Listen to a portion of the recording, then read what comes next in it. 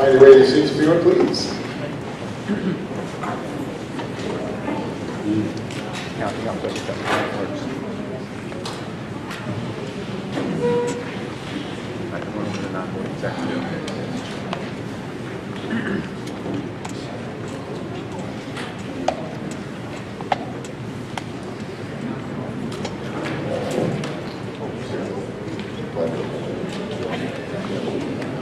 All right, welcome everyone to the 2019 Tilton Northfield Fire District Annual Meeting. For the record, it is it's about 7:07 p.m.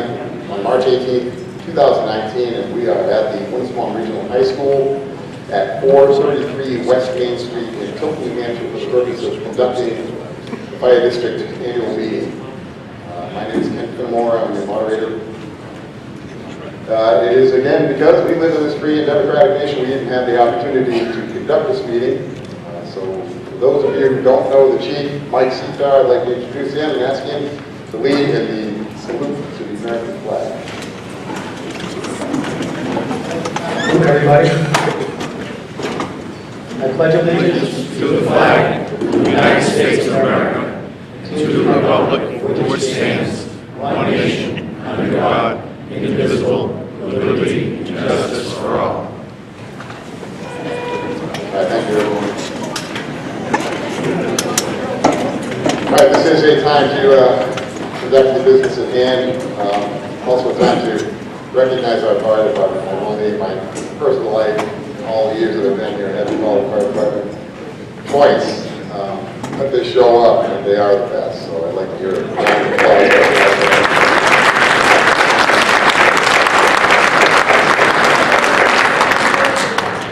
Your fire commissioners, I'd like to introduce them. The chair is Paul Ogier, Paul Blaisdell, and Eric Potter. Treasurer for the fire district is Tim Pearson. Clerk for the fire district is Stephanie McKeon. And fire district budget committee includes Kevin Waldron, Jason Wright, Charles Broke, Dennis Manning, Jane Alden, and Bob Petrin. And Commissioner Paul Blaisdell is the Commissioner's rep on the budget committee this year. I want to thank the budget committee for their service this year again to the fire district.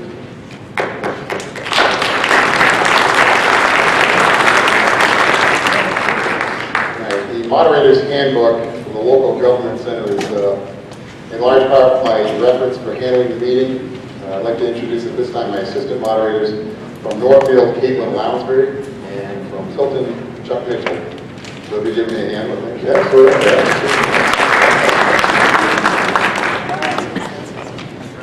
All right, process, everyone please put your cell phones on silent. All testimony and questions must be directed to the moderator, through the moderator. Please present your testimony with courtesy and respect for the entire assembly. If it gets personal, start naming names, poorly veiled references to people by title, and I have to put a stop to that.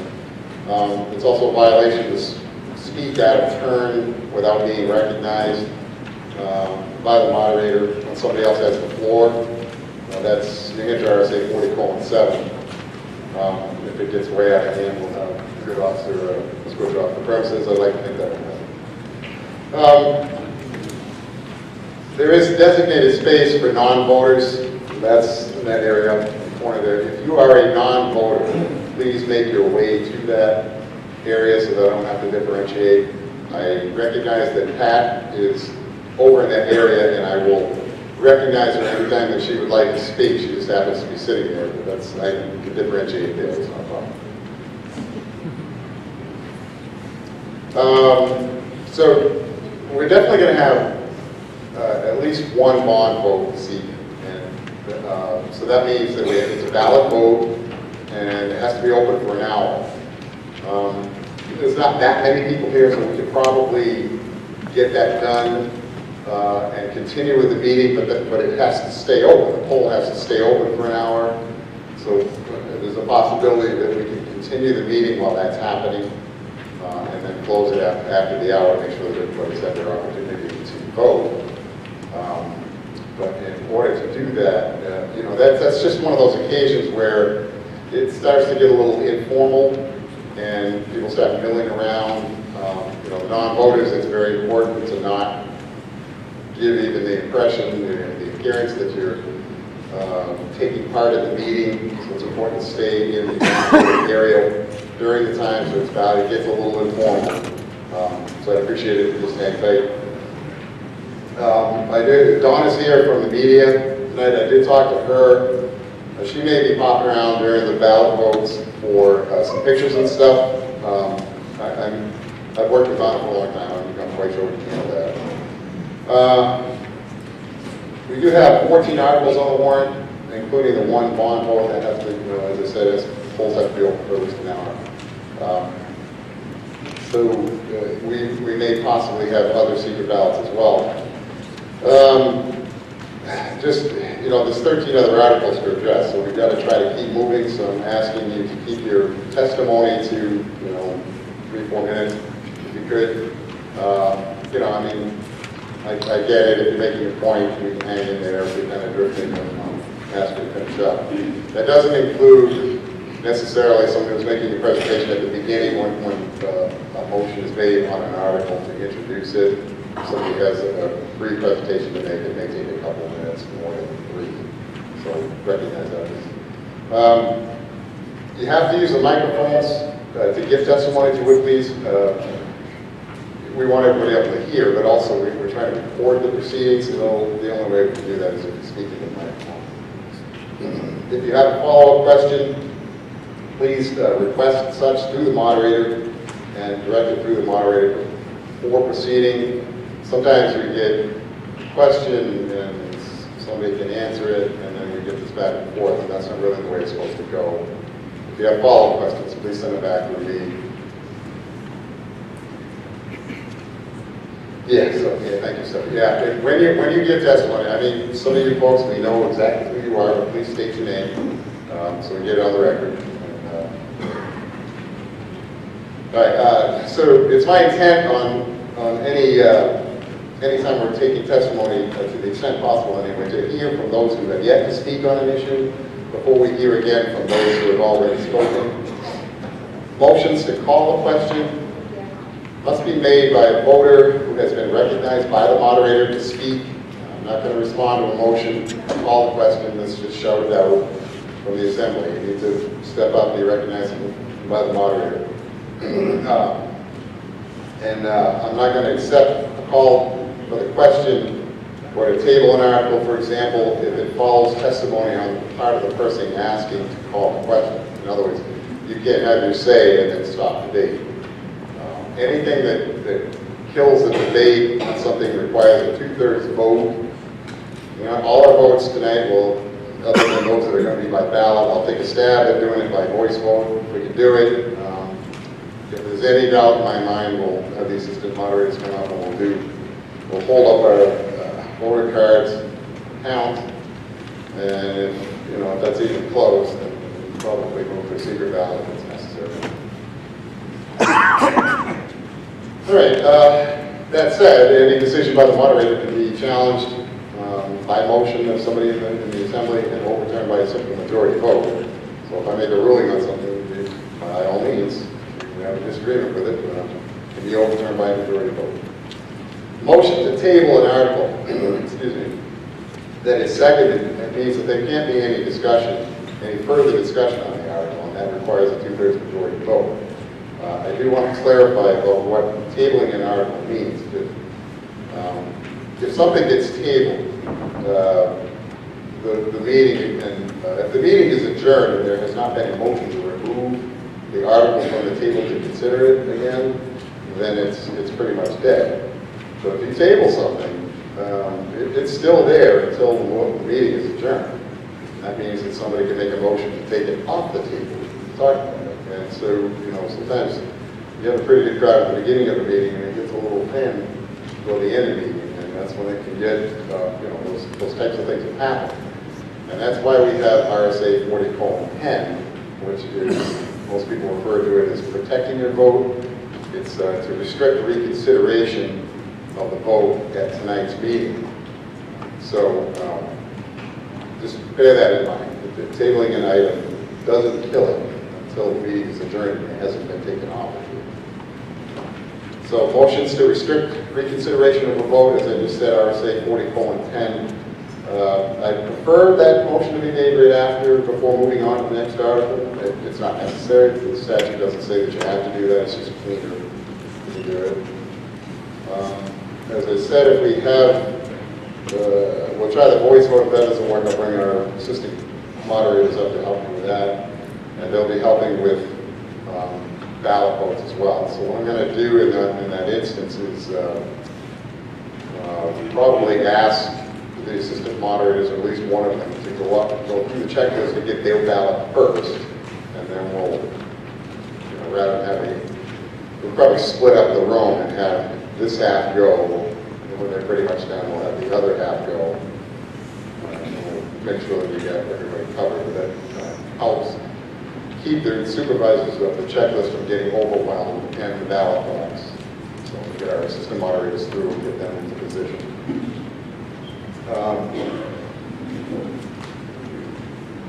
Motions to amend an article must be made by a legal voter of the district, must be in writing, must be signed by the voter making the motion. The motion must be very clear as to how the article will be amended.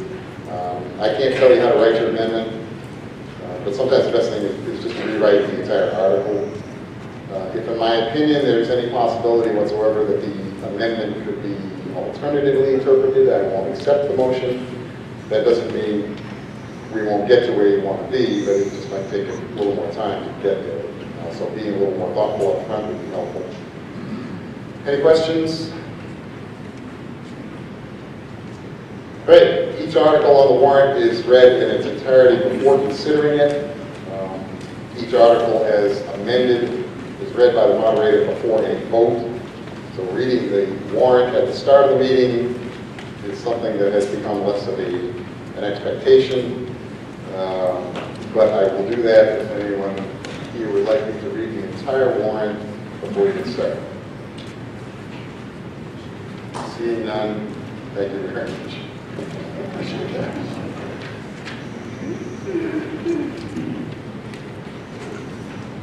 Sorry. Yes.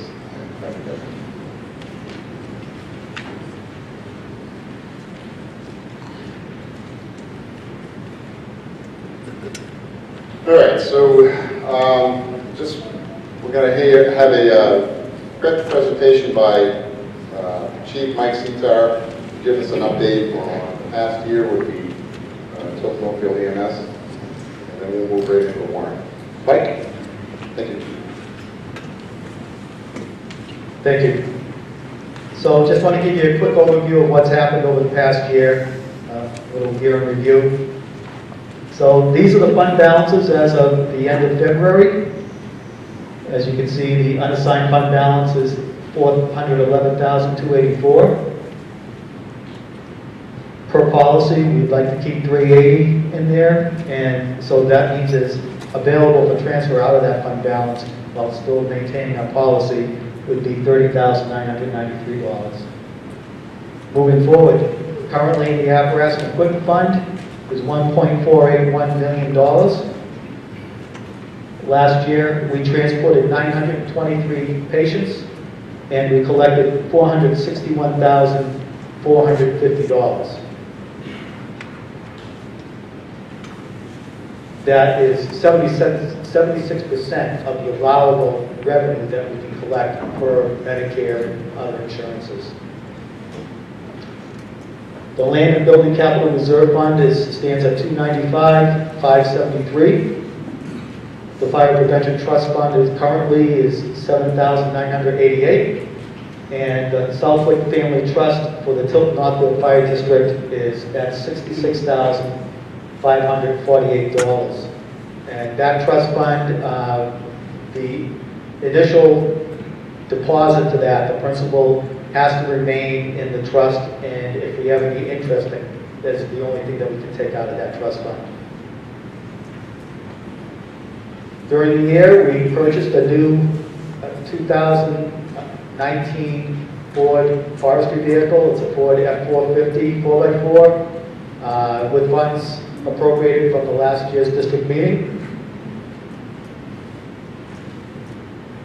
So incidents in 2018, TNFD responded to 1,973 emergency incidents. That's an increase of 7% over 2017.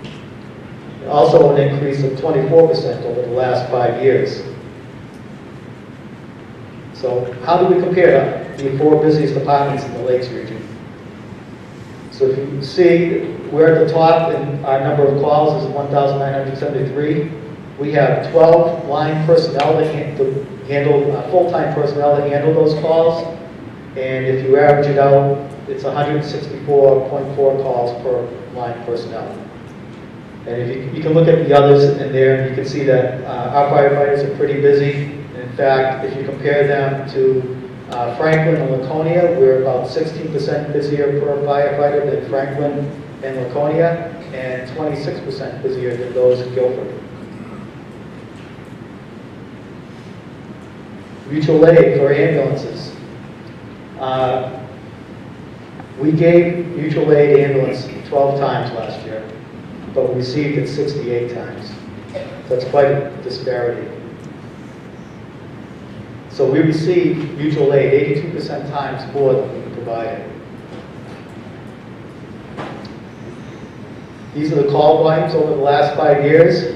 As you can see, it's slowly increasing at about a 6 to 7% rate every year. And what's peculiar about that is the fire calls are staying relatively flat. It's the EMS calls that are climbing that makes our overall total more. I think one of the main factors of why our overall calls are climbing in EMS-wise is because the population of our district is aging. 2/3 of the people that we serve with our ambulance are age 50 or older.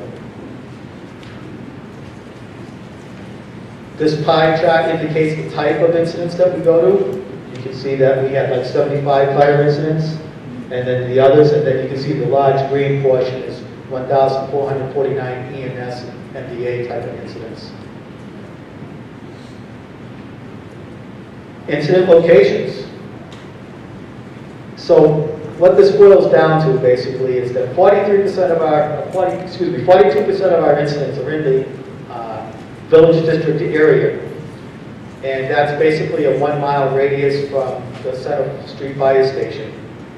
Then we have the next large area is 36% of our fire calls, EMS calls, are east of exit 20.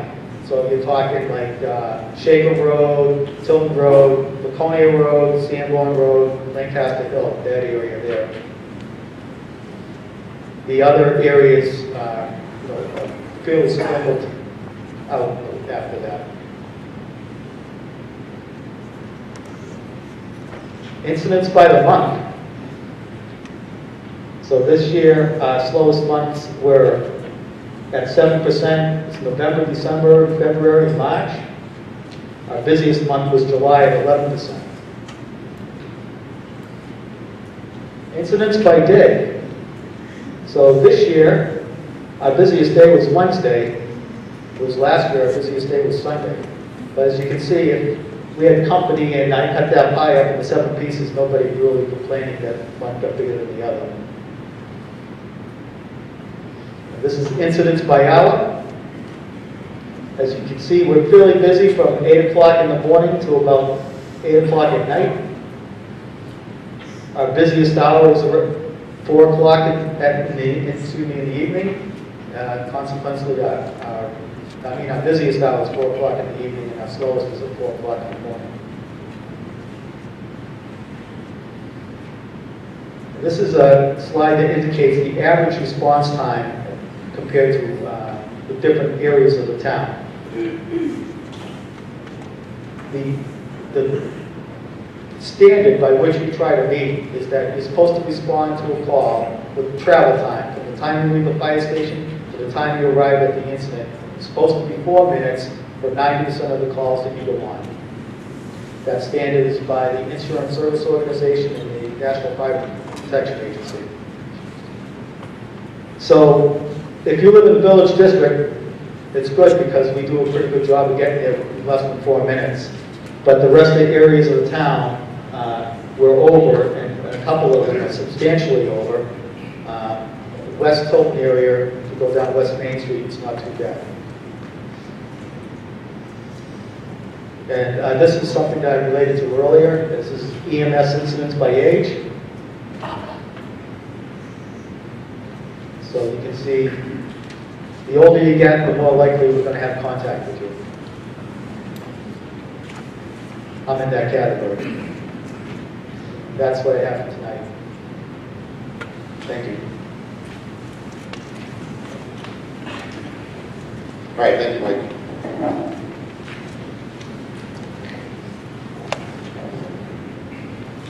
All right, on with the business of the warrant.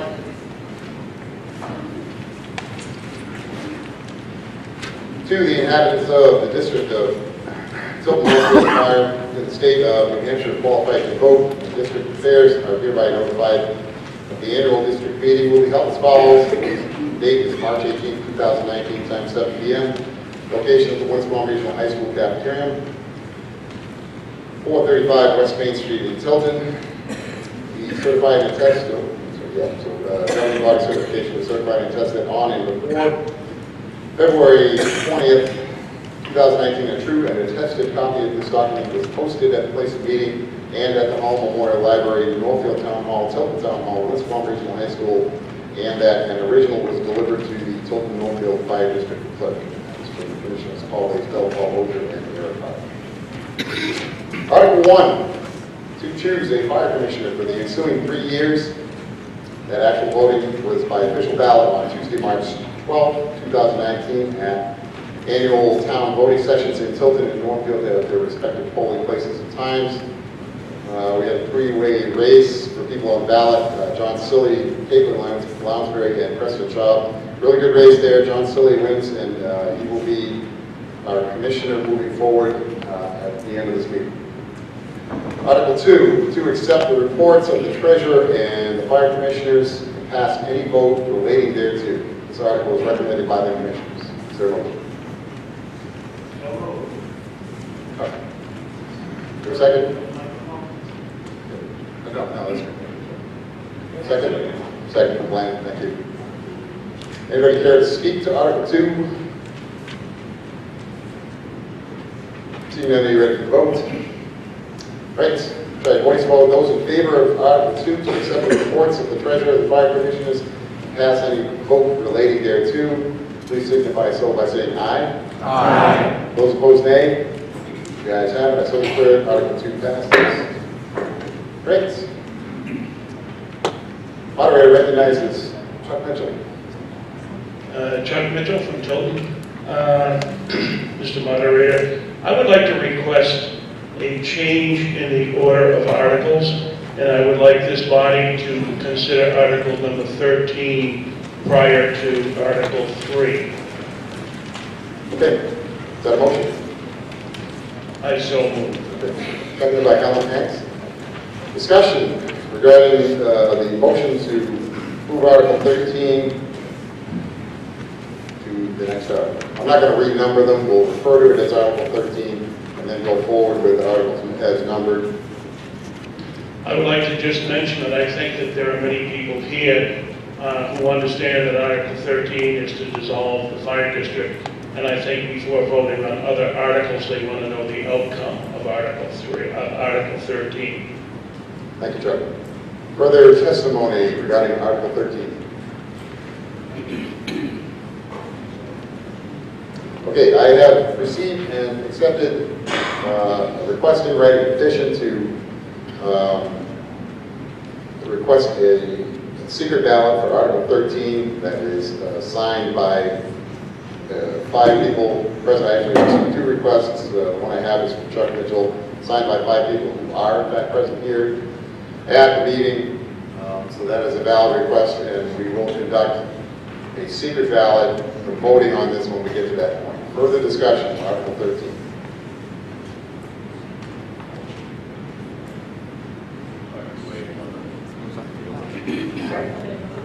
Yes, it has been. Oh, no.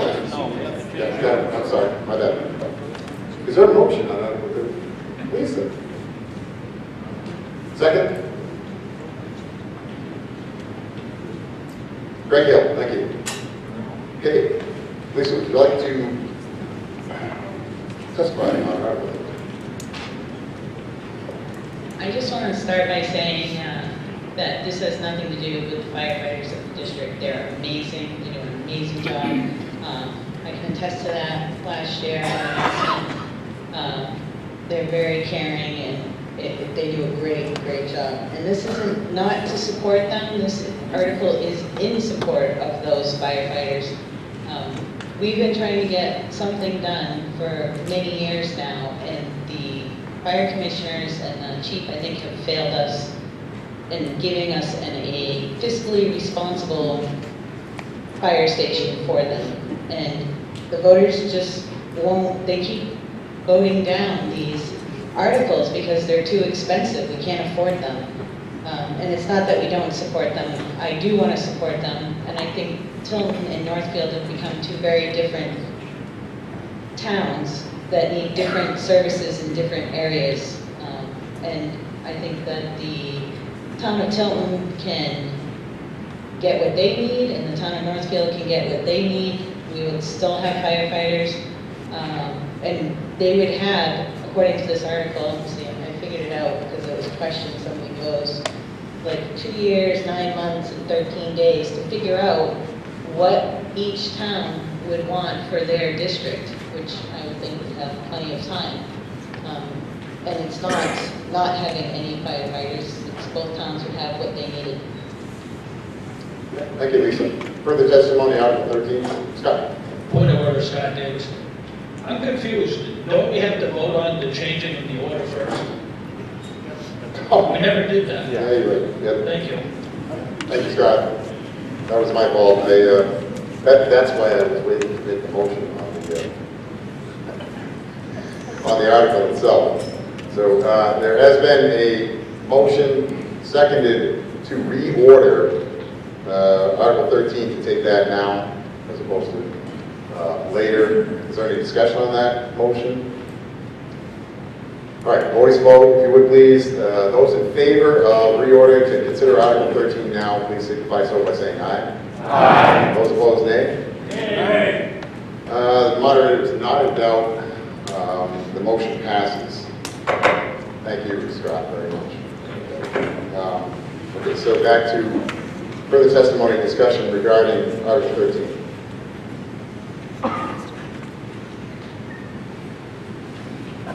Matt Gilman from Tilton. I made these points at the public hearing, and I'll make them again. If you look across our country, there are lots of other organizations that are moving towards fire districts because they provide more efficient, more effective services. At a time when we're all kind of splitting apart, it seems crazy that we would move away from each other. These two towns are completely intertwined with each other. And to split up our fire departments seems kind of moving in the wrong direction. Not only that, I'll make the same point I made last time, which is if you're upset about the fire station and you're upset about how that's passing and going through, the solution is not to divide and break up. The solution is not to take your ball and go home. The solution is to show up and get involved and voice what you want to see in a fire station. Thank you.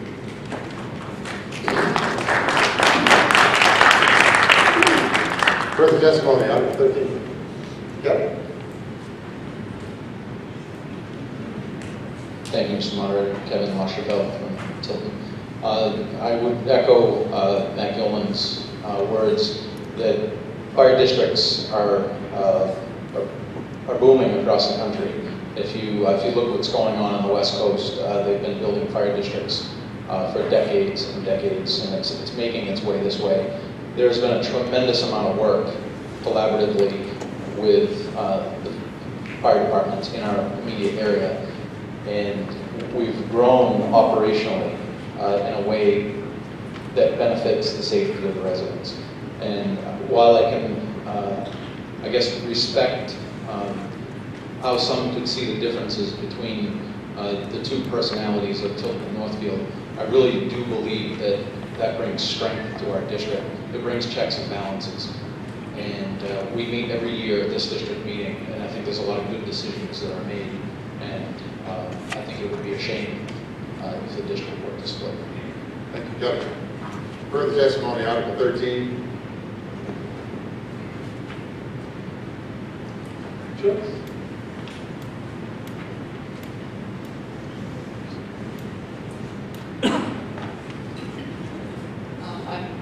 would speak against this motion. I think that we have a great fire department that serves our two communities well. I know we have differences, but I think we have more things in common. That we enjoy having a great service. No, I don't like to spend money. I know it's difficult to find consensus on building to replacing the Tilton Fire Station, which I believe does need to be replaced. But I just think that this is really premature now, and I think it would just do more harm to our two communities if we were to split.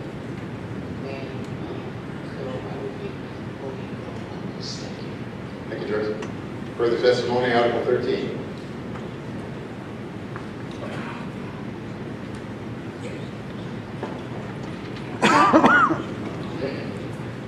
Chairman, I speak against this particular article. This is already been mentioned where we have been cooperating for years and years, and by splitting up the unit the way they're asking for, you would not have the equipment that you would share. All that equipment that you have now that we've accumulated over these years, voting as a joint group, you're going to have, if you start separating it out, you're going to have less available equipment for one area than the other. And consequently, it's going to make it very difficult, not only to serve our people in this area, but also people on the highways. Now, who's going to answer on the highway? Will it be Northfield or will it be Tilton? I mean, that's ridiculous. Let us keep what we have. We have a great system. We have great people working for us. Let's keep it that way. Thank you, Joe. Further testimony.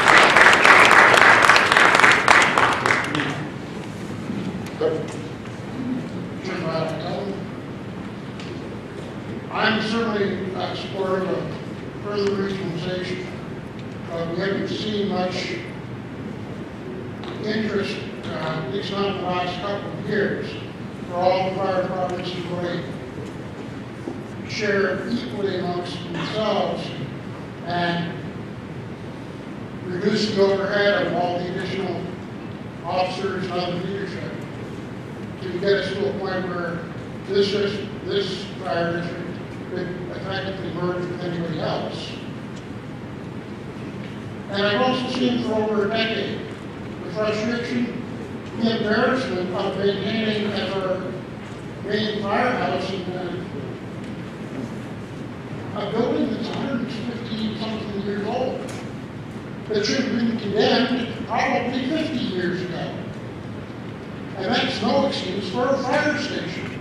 But nobody seems to want to get enough cooperation, mutual respect in past years to come up with a number of viable solutions because it perhaps was too far from this area or too close to this area or whatever.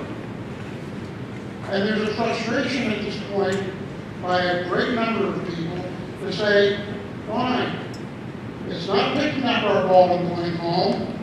It's doing what we feel best for our townspeople because we can't seem to get enough cooperation between the two towns to continue what probably had been a great amicable relationship in the past. It's just harsh reality in 2019. Thanks, sir. Further testimony, Article 13. A true New Hampshire fashion, I'm here, so I can't get to that microphone. Nancy Trousdale, Fieldville, There we go. You got me now? Okay, I just want to call a question. Oh, thank you. All right, motion to call a question. Is there a second? Second by Helen Hanks. All right, no further, yeah, right, 2/3 majority vote required to end debate on Article 13. Vote to start. Those in favor of calling the question on Article 13, please signify so by saying aye. Aye. Those opposed, nay? Aye. No. The moderator is not in doubt. Motion to call the question on Article 13 passes. So we are definitely going to a secret ballot here. So I would ask just first that Caitlin, Chuck, did you send to the supervisors yet. Okay. David, if you would make your way up there, please, and get your ballot. We'll just give them just a second to get their ballots, so I can have my assistant moderators here to help. And as I said, I think at the beginning of the meeting, I'm going to ask the people on this side, go to the supervisors of the checklist first. And once they depart their way here, then I'll ask the rest of it. Scott, just Marvin, up on the screen it says majority vote, and the paper says 2/3 vote required. yeah, it's 2/3 vote. It's in the warrant. I don't know what's on the slide, but I know what's on the warrant.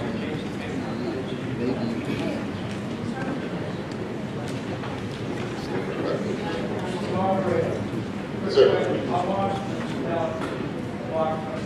It only has to be open as long as once the moderator is convinced that everybody who wants to vote has voted, we can close it and move on. And that's what we'll do. As soon as I'm convinced everybody that wants to vote has voted and gotten here with their ballot, then I'll shut it off, we'll count the votes, make an announcement on it, and then we'll move on. It does not have to be open for an hour, it's only for the one. Yep. And it is 2/3 required.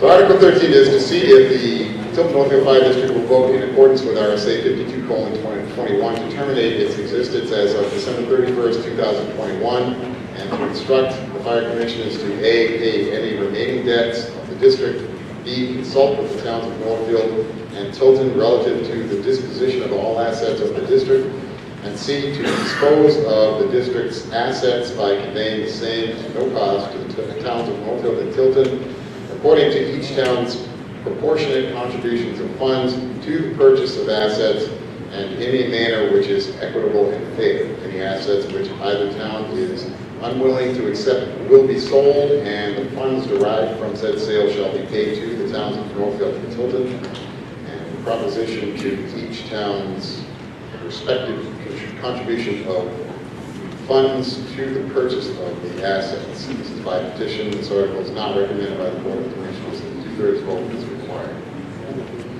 Assistant moderators have made their way, got their ballots in. So,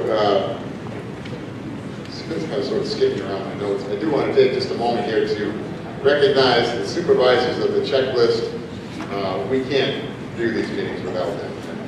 I would like a round of applause. We appreciate it.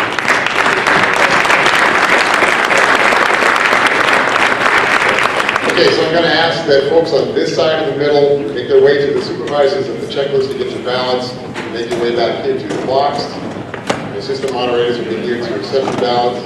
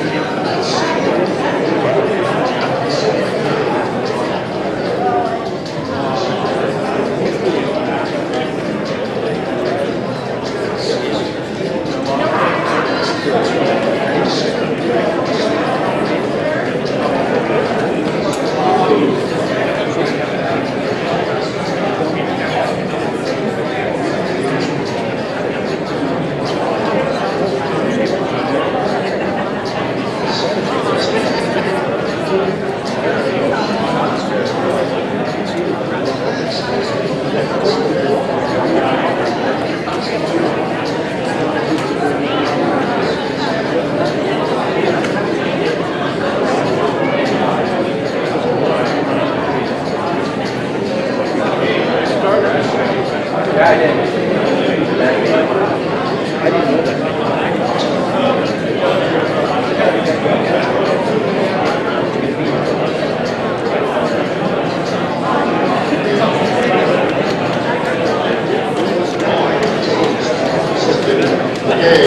looks like everybody, everyone's got the supervisors this month, please now, everybody else remaining. Visit the supervisors of the Justice Municipality.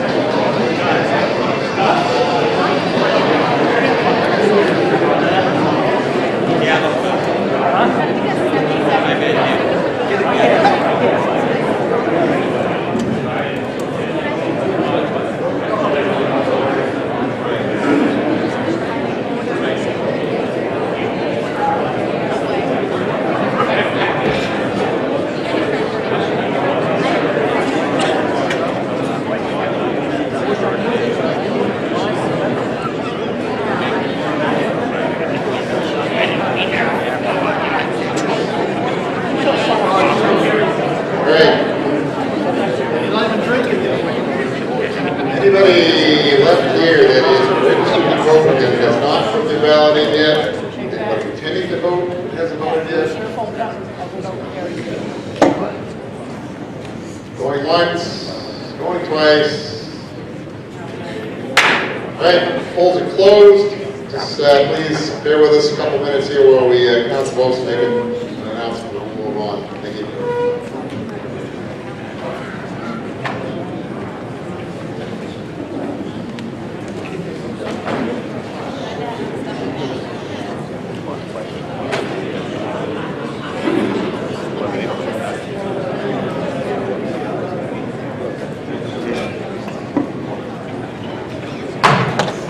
I'll take this moment to say a special thanks to my good friends Adam Sadler and Kirk Young for providing sound for tonight's meeting.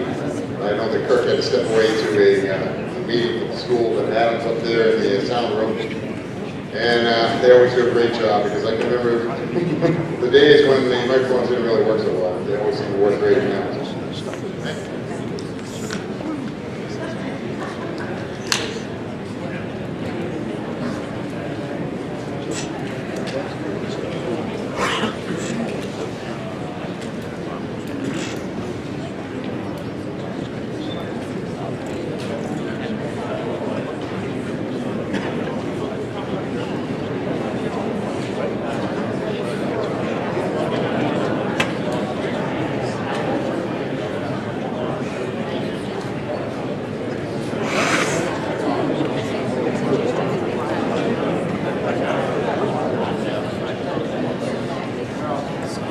Thank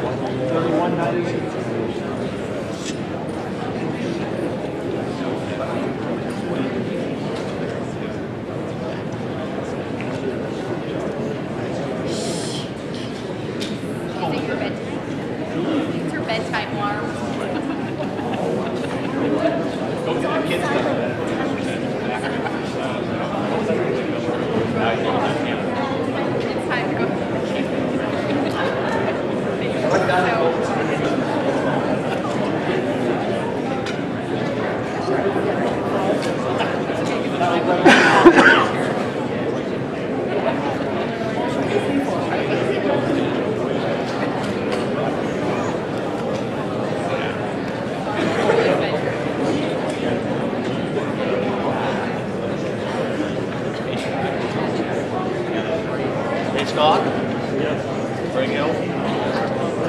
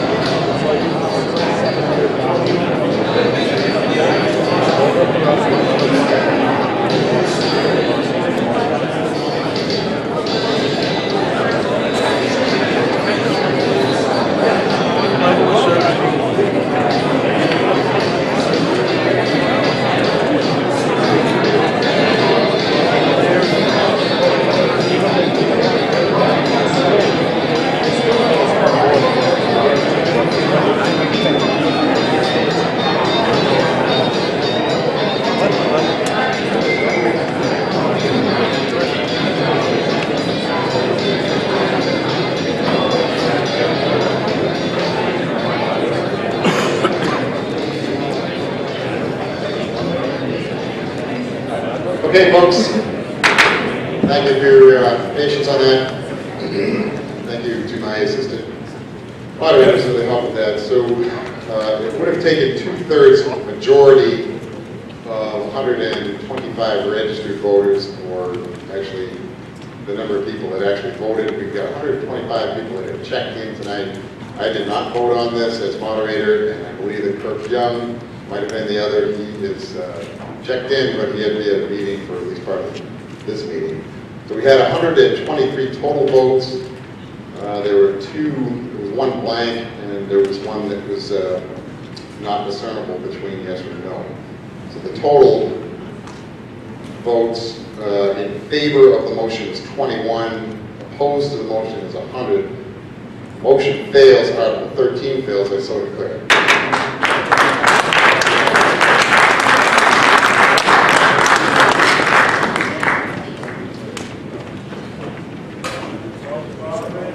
Yes, sir.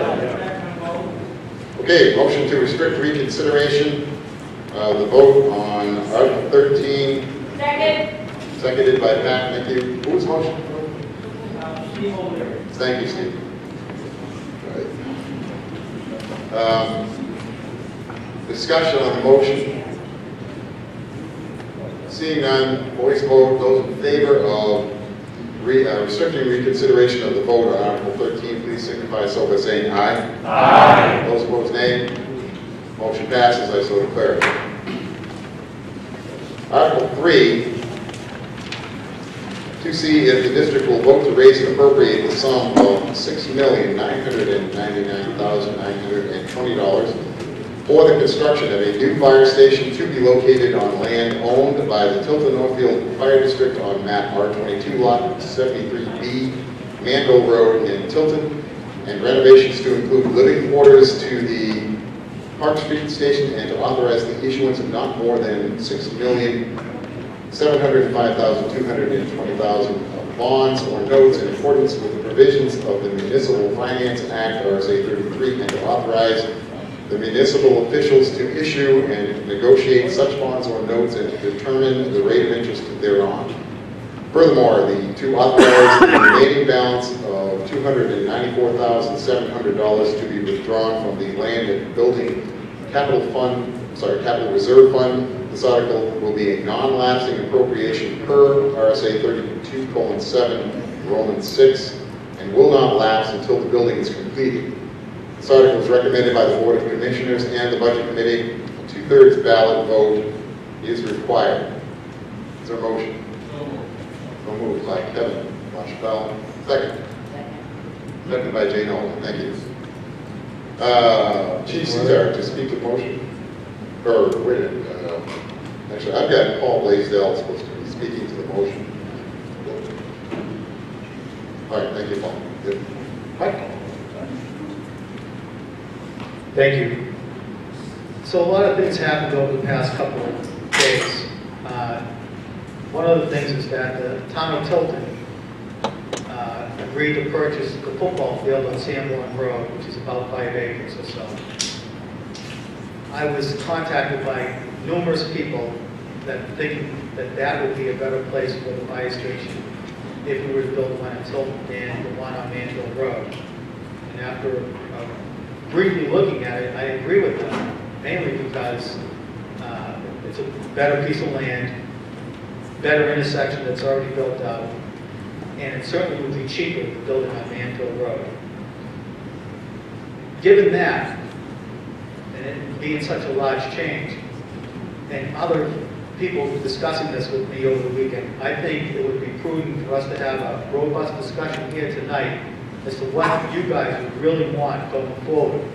At the very least, I think we could put building a fire station or renovating a fire station off maybe a year, or maybe you still want to do that. But at the very least, we need to continue on with our course of action in discussing this issue, maybe forming a committee to explore what is really best for the fire district going forward.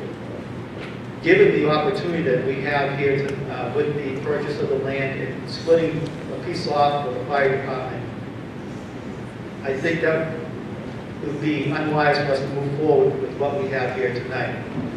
So, just because of the cost alone, I think we could save at least $500,000, probably more once we look at it. But I think we really need to look at it. And if we move forward with this article as presented here tonight, I don't believe that would be the case. So, I would like to hear what you have to say. I'm sure you have a lot of thoughts on this, and it's not what you came here to discuss, I'm sure, exactly. But I'm not in favor of this article as presented right now, given what has transpired over the weekend. So I'll leave it up to you guys right now. Thank you, Mike. Just before I take additional testimony, Kirk said that this somebody's camera was left in the ladies' bathroom. It looks like Donna's, but I don't know where Donna is. She's probably looking for the camera.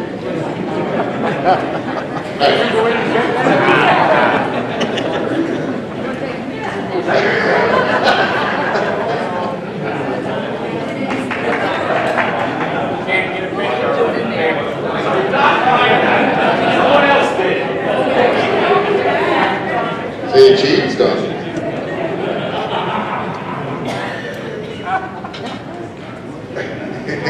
You wouldn't have been the first to ask the question.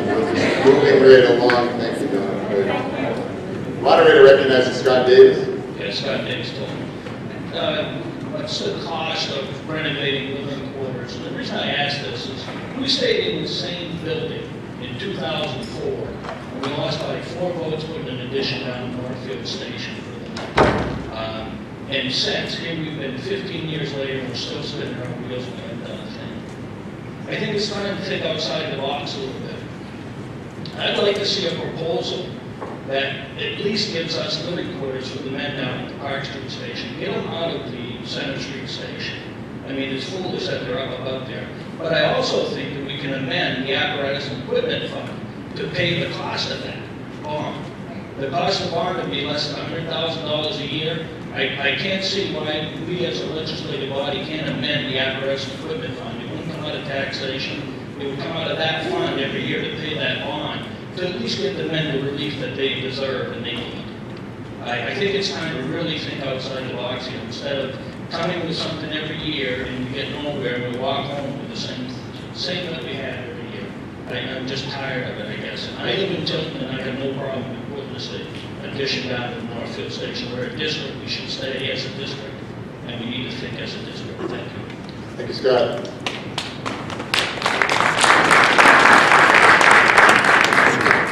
Right, so there was a question, which was, how much do we think it's going to be? I understand already for the Northfield. Does anybody care to respond to the question? Mike?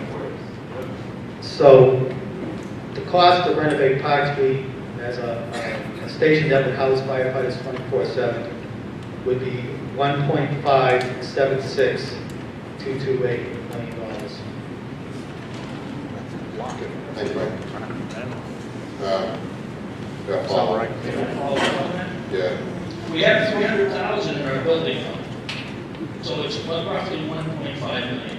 We have 300,000, so that brings it down to around 1.2 million. On 1.2 million on a 4% 20-year note, you're going to look at it less than around $85,000, $86,000. Thank you. Thank you, Scott. Moderator recognizes Chuck Mitchell. Chuck Mitchell, Tilton. I guess my only question is that whether or not ultimately we need to either amend this and whether it will still be a bond issue, or whether or not we need to, I won't use the word table, but if we don't consider this tonight, a move to indefinitely postpone would prevent it from coming back at the meeting later. But I'm looking for some direction as to how we could go ahead and pursue the living quarters, but without necessarily voting on the bond issue, or whether or not we need a bond issue, even if it's at the 1.5 or whatever the number is. Thank you, Chuck. You take a stab at it if you like. Sure. So the process here would be, what we determined is that at the bare minimum, without doing any building, we would need about $200,000 to do design and engineering for fire stations, both in Tilton and Northfield. The problem with just doing Northfield by itself, and that being the only fire station, is that 2/3 of the calls are in Tilton, and our overall response time would go from an average of 6 minutes 35 seconds to almost 8 minutes for those calls in Tilton. That's going in the wrong direction for response time. But if you wanted to do the studies that's going to give us design and engineering for fire stations in both towns, and the cost of building out Park Street as a substation, I've got a schematic of what that would look like. I can show you that. It would be 1.776.228. That would cover design and engineering for fire stations on both sides and the full cost of the renovation, construction process at Park Street. What we have right now are conceptual plans. They're not actual plans, but what we think would fit in there. And of course, we would have to, go through the building with the engineers to make sure what we could do with it, what we couldn't do it for sure. But we have a good idea anyways. As to the fire and apparatus equipment fund, I believe that fund could support some payment over every year. But I don't think we could take $100,000 out of our revenue every year, considering the purchases that we have coming up and going forward. If we want to continue to pay cash for all the equipment and apparatus and turnout gear and all that stuff that we do with ambulance supplies, if we want to continue to pay cash for that without affecting the tax rate, we have to really carefully look at what we take out of there. I think we could probably take $25,000 or $30,000 a year out of there and still protect buying everything that we do with cash.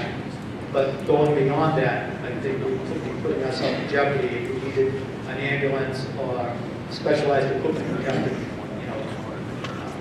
borrow to do that, whereas right now we don't borrow from anything. So this would have to still be, if we do the building, the 1.7 or 1.5 million, that still would have to be a bond vote. Thank you, Mike. John? Dr. Tilton, up there it says land owned by the Tilton Northfield Fire District. Is it actually already owned?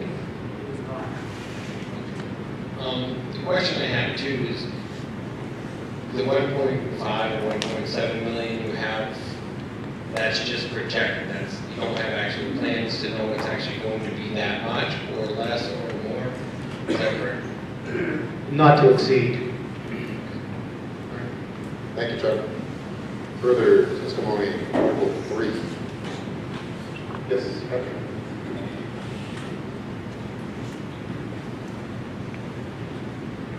Hello. It is of the 1.5 or 1.7 million that was just floated. for living quarters at Park Street. Is that in fact just living quarters? Mike? Well, I think it'd probably be easier if I put up a depiction of it, but it's not just, it's 4 bays, living quarters for firefighters, 1 office, a small office for the on-duty commander there, and support services for the apparatus room, decontamination room, a supply room, and an addition would be added to the building for a set of stairs to get up into the mezzanine level because the footprint of the building is too small to accommodate everything that we need. Thank you, Mike. Further testimony. Can we have a schematic put up? If he has one, can we put it up on the schematic? He's working on it. Thanks, Scott. Jason? Jason Wright from Tilton. Having just come out of Tilton's town meeting and having been a member of the Tilton Police Department Building Study Committee for the last year and a half or so, I'd like to just kind of bring everybody up to speed from the Northfield side, and anybody from Tilton thinks it's a great idea to shoehorn a fire department into a piece of land that we haven't even figured out where we're going to put the police station. We have not done even test boring number 1 to determine where the soil is and this, that, the other thing. So the chief suggested we have a discussion about it. I'm here to tell you that I won't speak for the committee, I won't speak for the town, but personally, I do feel it's the best option to put all your emergency services in 1 parcel. You would have 2 buildings with 2 operation centers.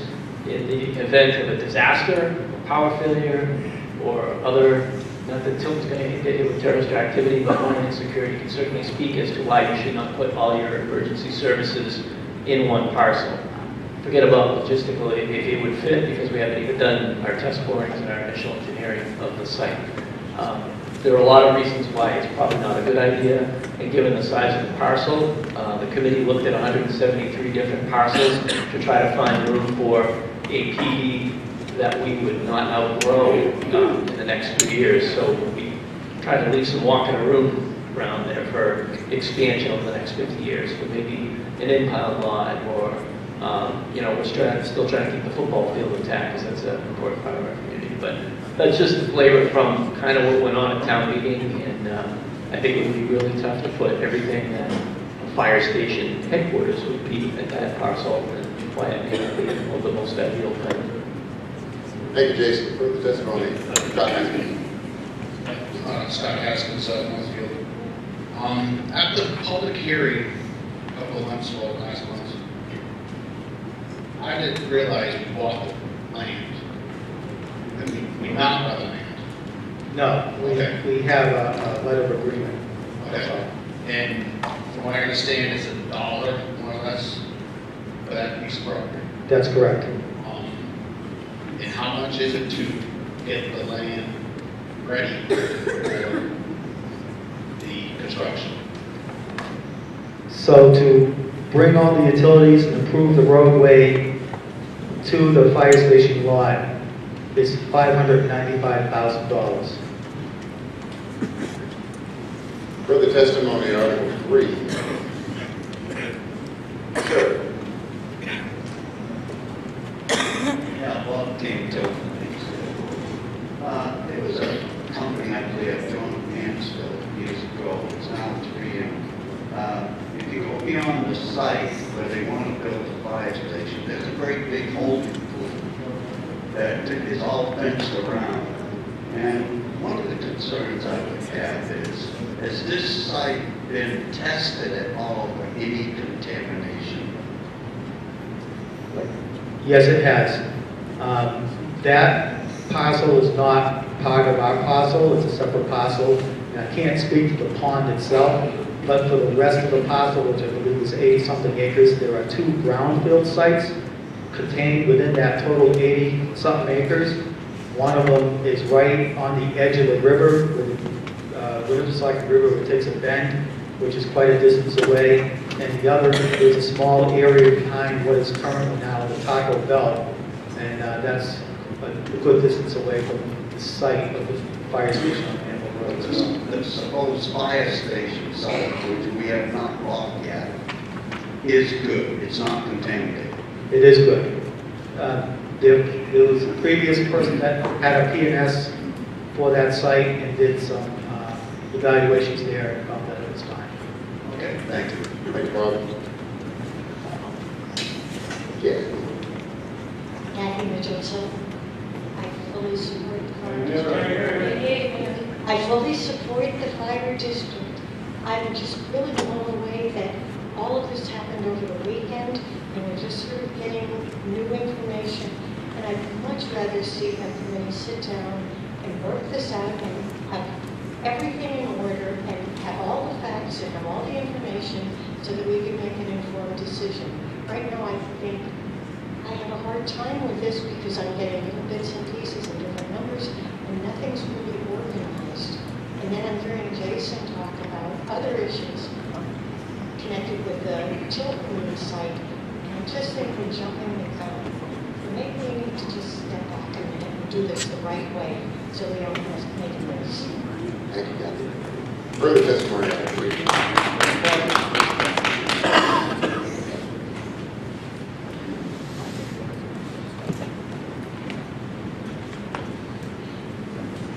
Thank you, Mr. Moderator. Latest developments, I chatted with the chief today and instantly thought, we've kicked the can for decades down a path of we have not made any progress other than making renovations to Center Street. I am not in favor of the Manville Road site. I have anxiety about the cost of utilities getting out there. There's no water, there's no sewer, and it's a lot of the same story that we've talked about before. Just the enormous cost to get a fire station in an area that's not developed yet. I like this option a lot to build out Park Street. It gives us some resolution to the can that we've kicked down the road for decades. We build out Park Street and the research that Mrs. Mitchell refers to. I think it gives us that time and space on the calendar to work this out down the road for another fire station in Tilton. I think that the Tilton Police Station Committee proved that there is property that's available. There's not a whole lot, but there is property that's available that can work. And we looked outside the box and we found the right piece that folks had said no to in the past. So it is out there, but I'm in favor of moving forward with Park Street. I think it's a good idea and it helps us build a stronger timeline. Thank you, Coach. Further testimony, Article 3.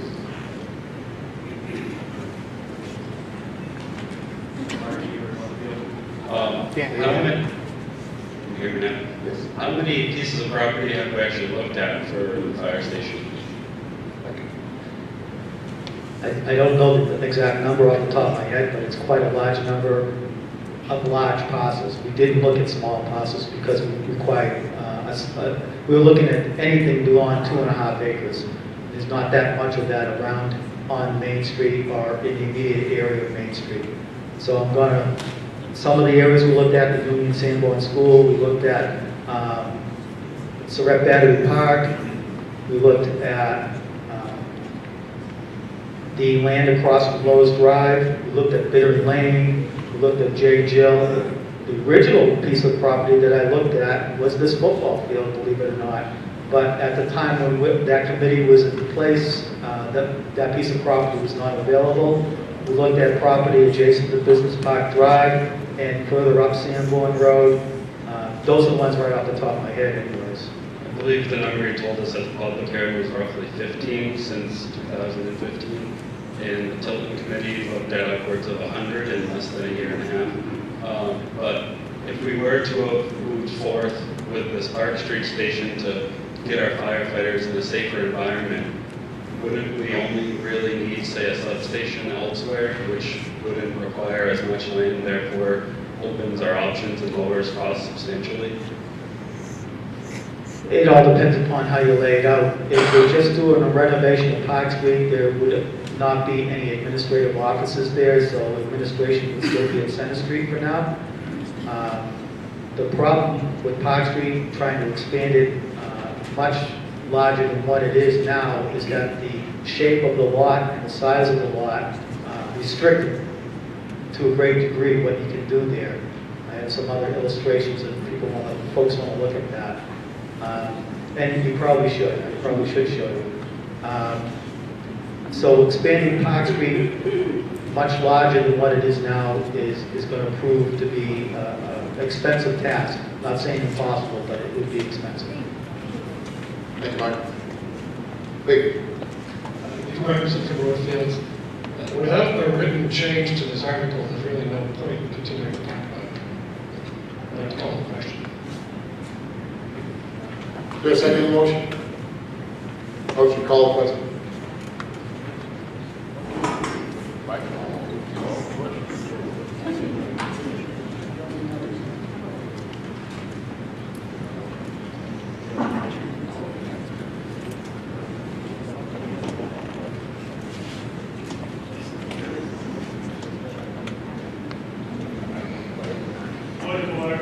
Yes, sir. If we call a question and this fails, then there's no bringing anything back, is that correct? If we have to vote on it, that is correct. If we So call it would be dead for this year. no. If we call the question, it ends debate, and then we go directly to I'm saying, though, this article is defeated as is, then this is dead for the year. That is correct. Thank you. All right, so we have a motion to call the question. I thought I heard Lisa second the motion. All right. Don't we have a higher priority to indefinitely postpone? I'm not understanding what you're saying. Can you come to the mic and ask a question, please? Sorry, Vicky. Craig Hill from Northfield. Isn't it a higher priority rather than calling the question to indefinitely postpone so that we are just simply not tabling, but acting on it and not speak to this any longer? That's a higher level motion. Higher level motion. I'm sorry, I'm not understanding what you're saying. We don't have to act on the call to question. In other words, we can just act on indefinitely postponing and vote on that. No, you got to act on the articles on the warrant. Well, it is. You're indefinitely postponing it. You're putting it aside so you can time. Yeah, I haven't heard a motion to that effect. Sorry. Might be basic. It is, if we call the question and as you say, and we vote it down, there's no chance to amend it at that point. Yeah, so vote no.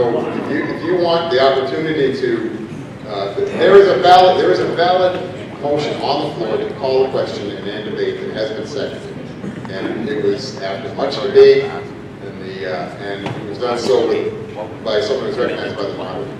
If you feel as though you would like an opportunity to amend this article and keep moving forward with this discussion, just vote down the motion to call the question. But this is a valid motion. It's been seconded. The moderator accepts it. So we need a 2/3 majority vote. Do you have a point of order, Dick, or did you want to speak? So 2/3 majority is required to end debate. Right? If you are in favor of ending debate on Article 3, please signify so by saying aye. Aye. Those opposed, nay. Nay. Yeah, the moderator is definitely in doubt. So, assistant moderators, please. Again, we need a 2/3 in the majority to call the question.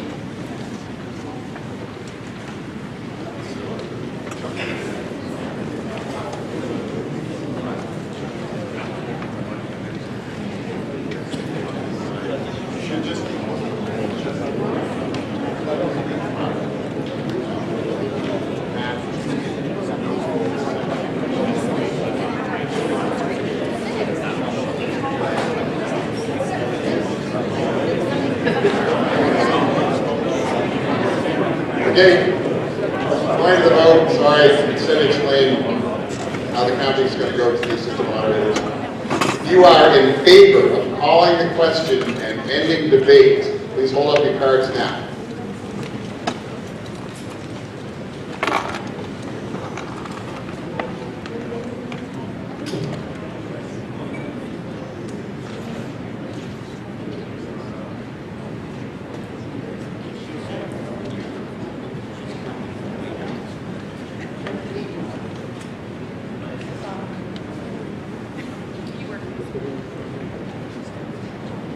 All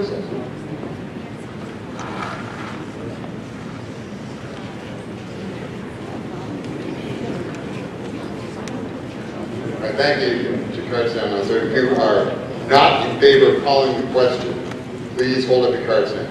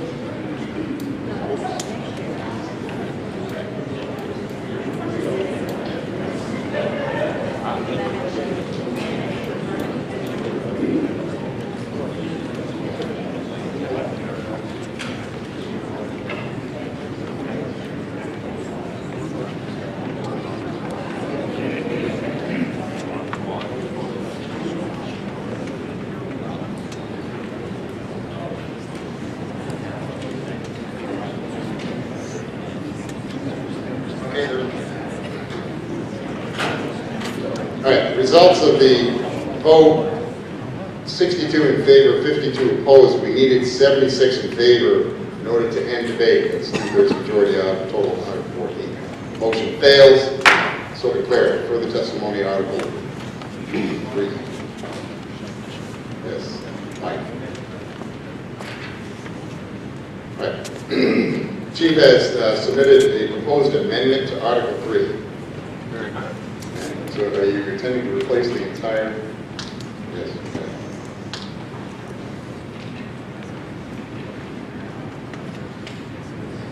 Okay. Please just give me a moment to read this.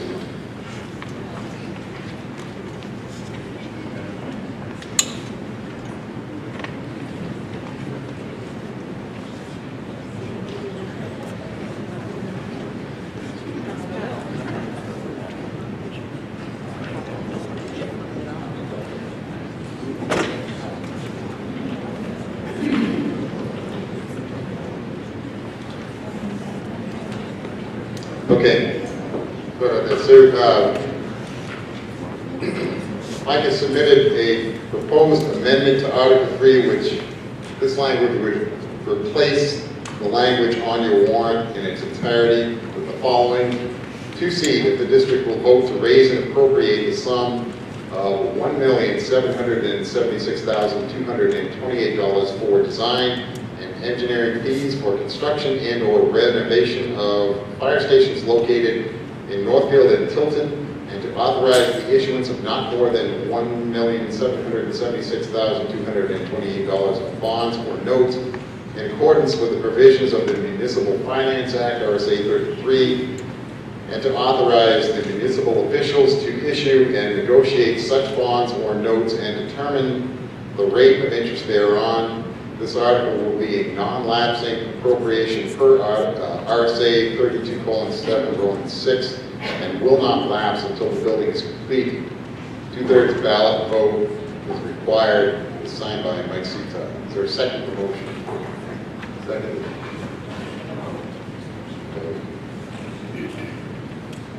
Mike, would you care to speak to your amendment? So this is kind of what we were talking about earlier. This amount would allow for design and engineering fees for stations on both sides of the river, and would allow for the renovation of the Park Street station. That, and which is that a schematic of what we're looking to do.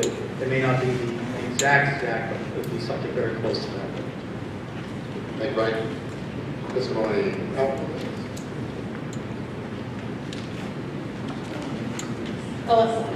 Helen Hanks, Tilton. Just a question, why we wouldn't include the authorized remaining balance of $294,700 to be withdrawn from the Land and Building Capital Reserve Fund to help that price? In favor of the amendment, just. And then to add not to exceed the proposed new amendment?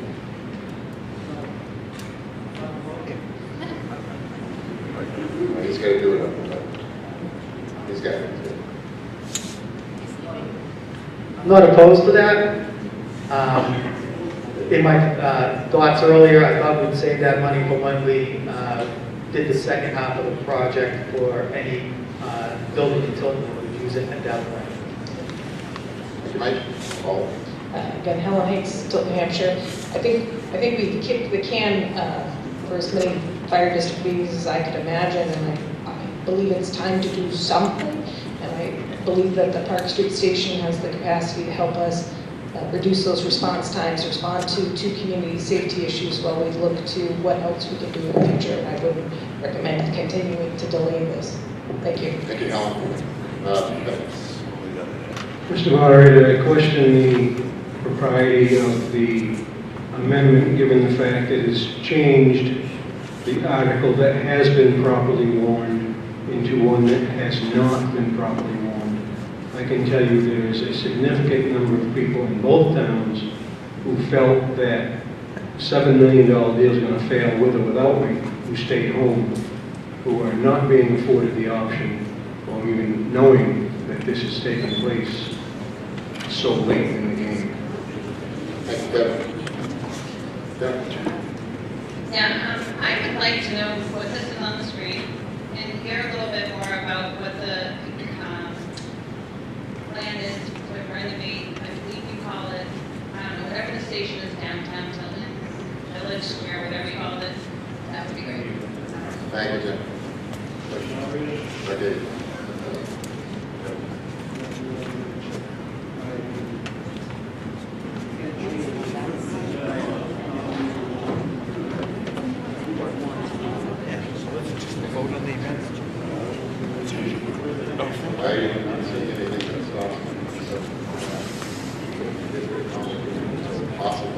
So Kevin is asking about the ruling on the question he had about the priority,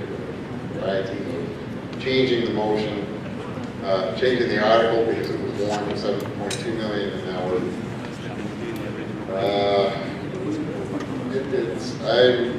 the way I'm reading what I've got for guidance on it, there's no reason that you can't amend the bond vote. It's very costly. I mean, it gets, in my mind, a little complicated when you start taking something that has a lot of language and referencing RCs and stuff like that. So it's possible that we could be voting on something that could be overturned by DRA, further review. That could happen with anything that we vote on. But I don't have any further guidance that suggests to me I can't accept the amendment.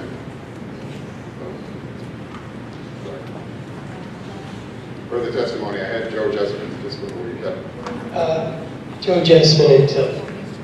You said that the new language, which I don't see I wrote down, was to basically build out the Northfield Park Street Station. And you mentioned something. And also to work in Tilton. Now, what plans are you making in Tilton?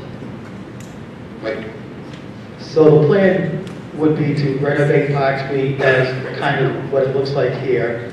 The other 200,000 would be to design this appropriately, and the other half of that 200,000 would be to explore and design whatever we decide, whatever a committee decided to come up with for the town of Tilton, whether it be on the football field or on Manville Road. But since, you know, the football field possibility opened up, I think it's something that we should explore. I'm not saying it can go there or it should go there. I think it's a better location than the Manville Road, but it's something I think we need to explore, and it would be, in my mind, a cheaper avenue than what we have in the original proposed article. Thank you, Joe. Thank you, Mike. Yep. Moderator, the question before the body is to whether we amend Article 3, is that correct? That is correct. I move the question. All right. With all due respect, I'm not going to accept the motion to call just for the moment, because this is a pretty important motion, and we've only heard a couple of people speak. So if you would like to overrule my ruling not to accept the call to question, make a motion to do so, and we'll have a vote.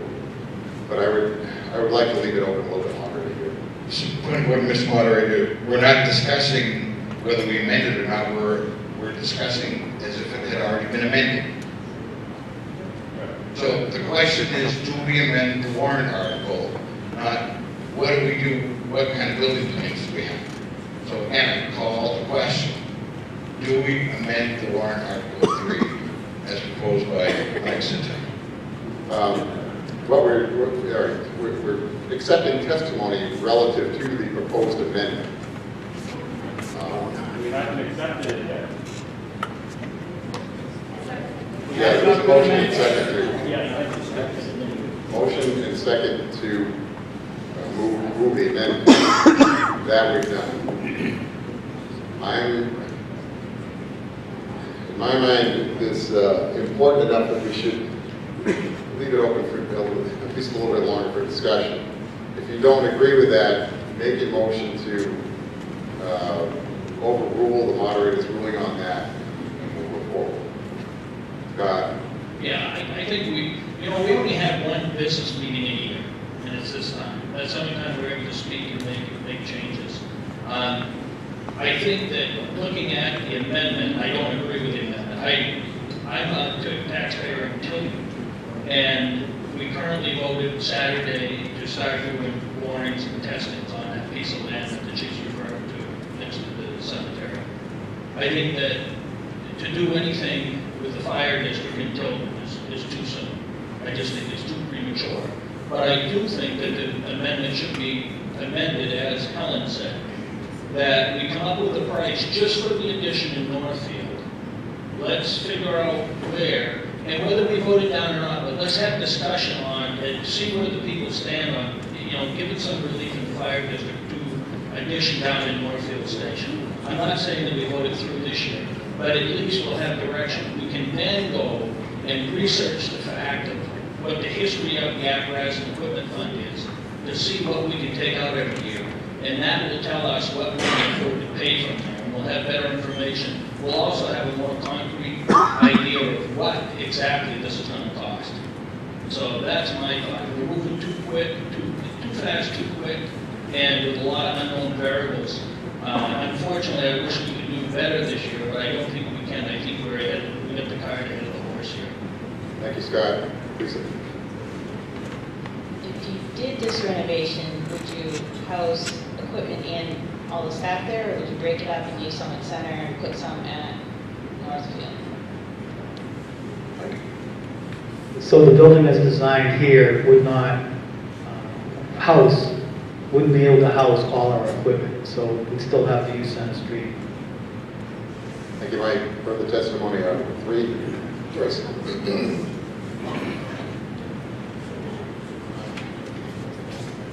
So would there, if this renovation were to go forward, then would there still be sleeping quarters in the Tilton Street station, or they would all be housed here?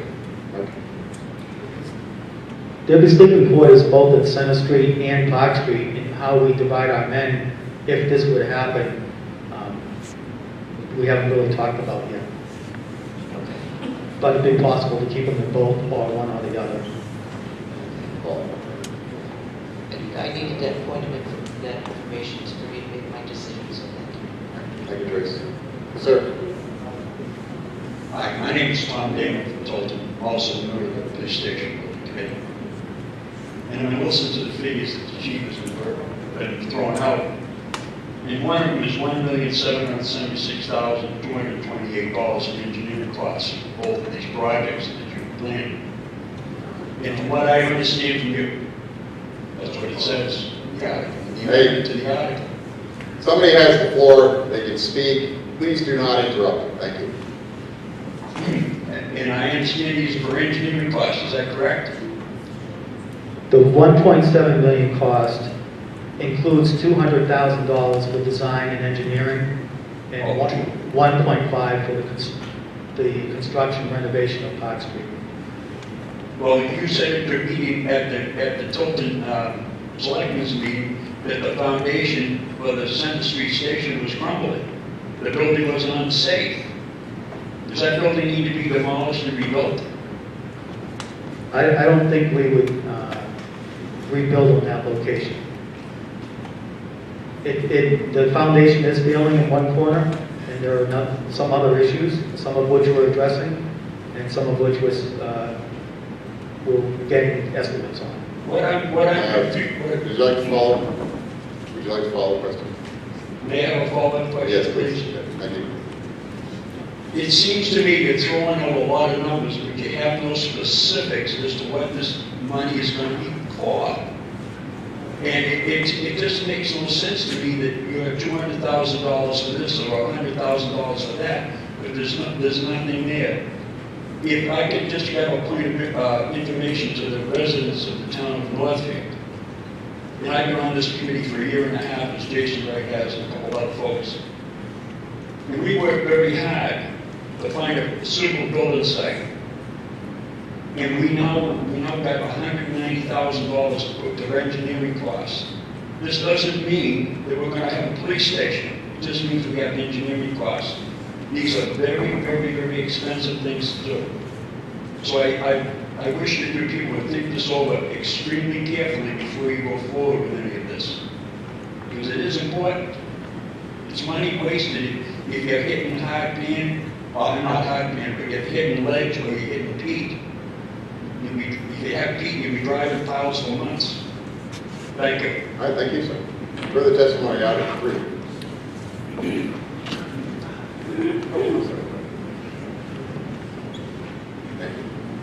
It occurs to me that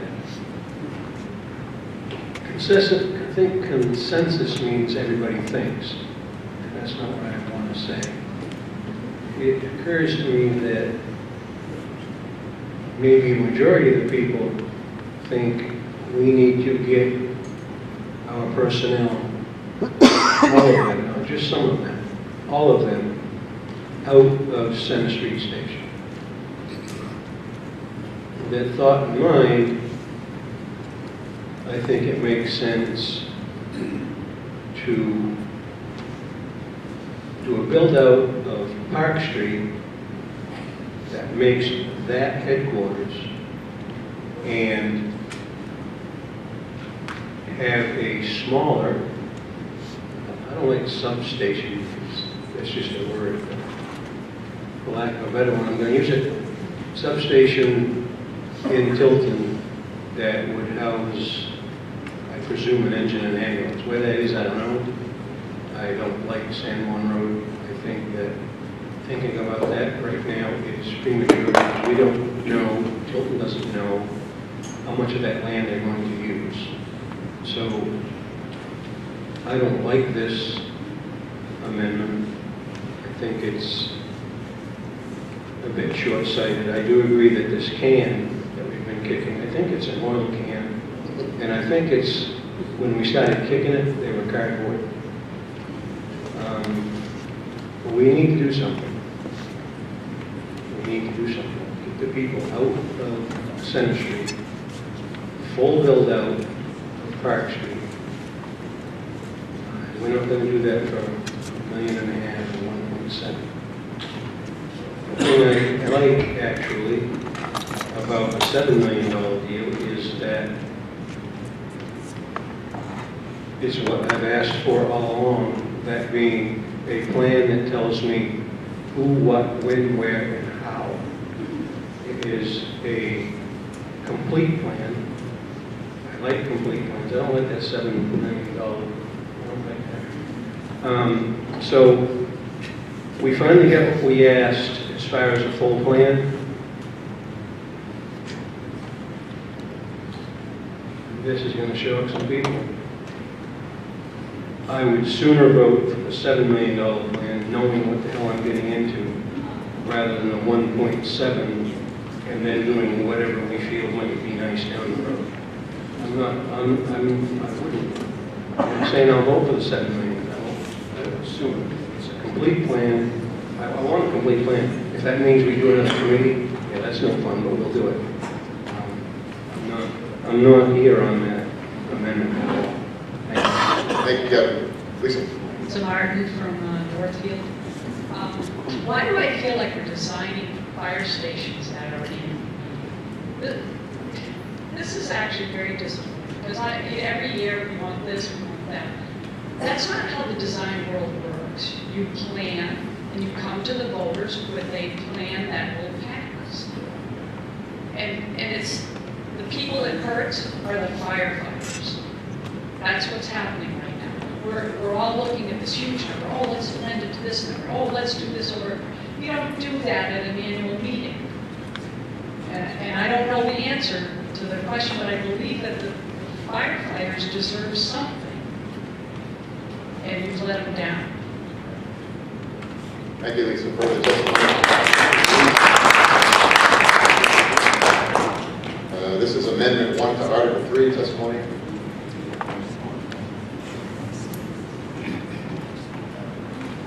Seeing none. Oh. Larry Keeper, Northfield. You mentioned that if your amendment were to pass, you could potentially have firefighters full-time either Tilton or in Northfield.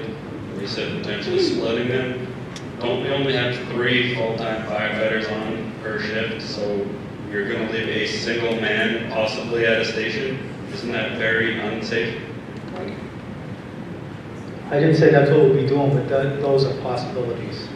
And is that safe for them to go on call by themselves? I don't recommend putting one person by themselves ever. Thank you, Mark. For the testimony, Amendment 1 to Article 3. Mike?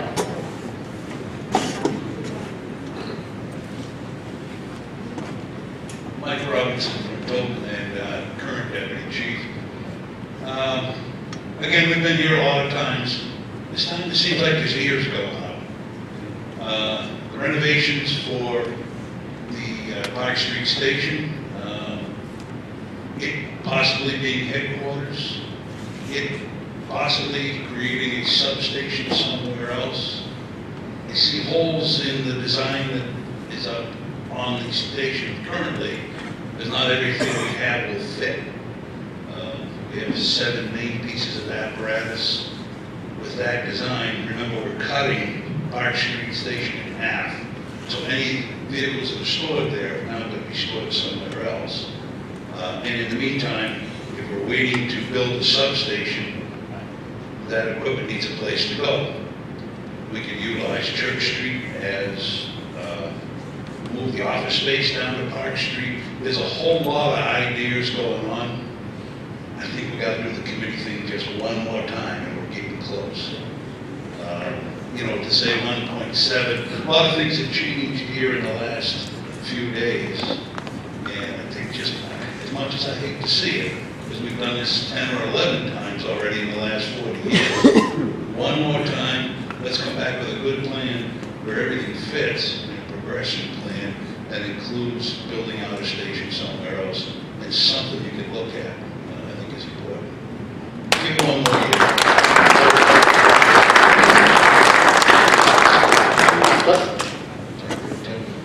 One of the things with the Tilton Police Building Committee that we realized, and myself included, and I discussed it with a lot of people that are in this room, is the engineering cost. I still think it's a little high, but I realize it's mandatory to do to actually know what you're going to spend on an addition, on a building. One of the things that we did is we proposed it to the town to get the engineering cost before we went for a building, for the simple fact, I want to know as a taxpayer what it's going to cost. The reason I mentioned it earlier is because speculating it's going to be 1.5, 1.7, 1.2. I want to know this is what it's going to cost. My point being, that may be a more viable question or change to get plans so when you come to town meeting, you know it's going to be 1.35 million and this is what the plans are and it's going to fit what we're looking to do. I just wanted to make that. All right, thank you, Chuck. Further testimony, Amendment 1 to Article 3.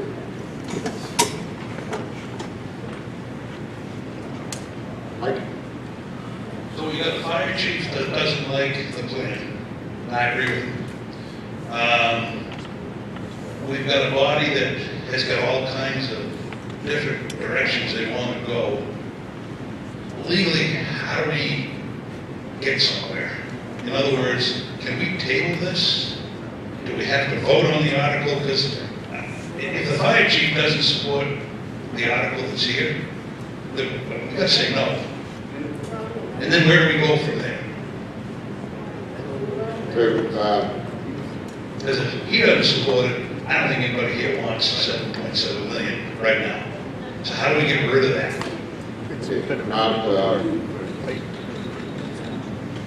Easiest way. I'm not commenting on that, just commenting on the process. The simplest way to make sure that something doesn't come back up is to vote it down. Table it, it could be pulled off the table later in the meeting to be considered. Move the question then.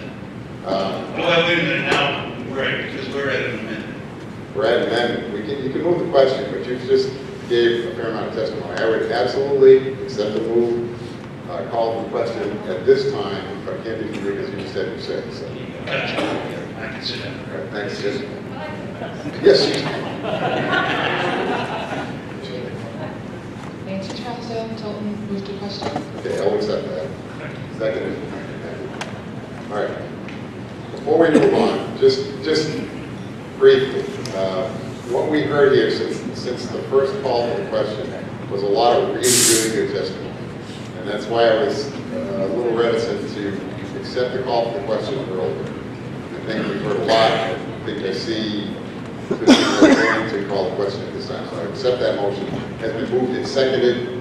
Call the question. 2/3 majority is required. Try the voice vote. Those in favor of calling the question, please signify so by saying aye. Aye. Those opposed, nay. All right, the ayes have it, and so declare it. So calling the question on Amendment 1 to Article 3. And the amendment is to replace all of the language in Article 3 on the warrant with the following. To see if the district will vote to raise and appropriate the sum of $1,776,228 for design and engineering fees for construction and/or renovation of fire stations located in Northfield and Tilton, and to authorize the issuance of not more than $1,776,228 of bonds and notes in accordance with the provisions of Municipal Finance Act RSA 33, and to authorize the municipal officials to issue and negotiate such bonds and notes and to determine the rate of interest thereon. This article will be non-lapse in appropriation per RSA 32:7, Roman 6, and will not lapse until the building is completed. In his article, he says 2/3 of ballot vote is required. That is correct for a bond vote. However, for an amendment, the proposed to pass an amendment, which would then require 2/3 ballot vote, all we need is a simple majority to accept the amendment. We're voting just on the amendment. Those in favor, try a voice vote first. Those in favor of Amendment 1 to Article 3, please signify so by saying aye. Aye. Those opposed, nay. Nay. Nays definitely have it. I so declare it. Amendment 1 to Article 3 fails. Further discussion on Article 3. Mr. Moderator? Yes. Submit another amendment. Okay. have another proposed amendment. This is Amendment 2 to Article 3. Proposed Amendment 2 to Article 3. You're replacing all the language in Article 3. The proposal is to replace all the language in Article 3 on your warrant with the following. 2C, if the district will vote to raise and appropriate the sum of $200,000 for design and engineering fees for construction and/or renovation of fire stations located in Northfield and Tilton. Is there a second to that? Second. Yeah, you know, yeah, I got a point of order too. I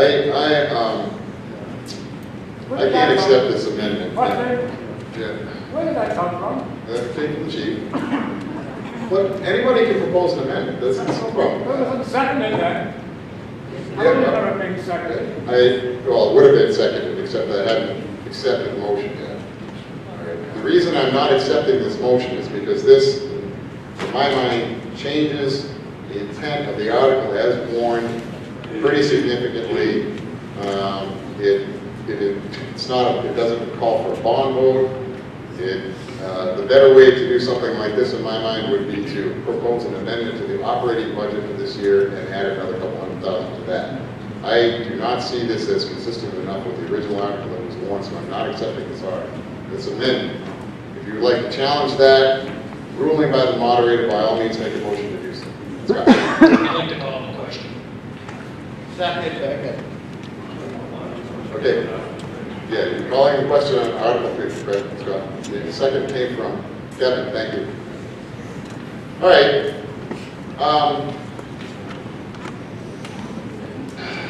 Great, so as soon as Amendment 1 to Article 3 failed, and then proposed Amendment 2 was not accepted by the moderator, we had a call for the question on Article 3.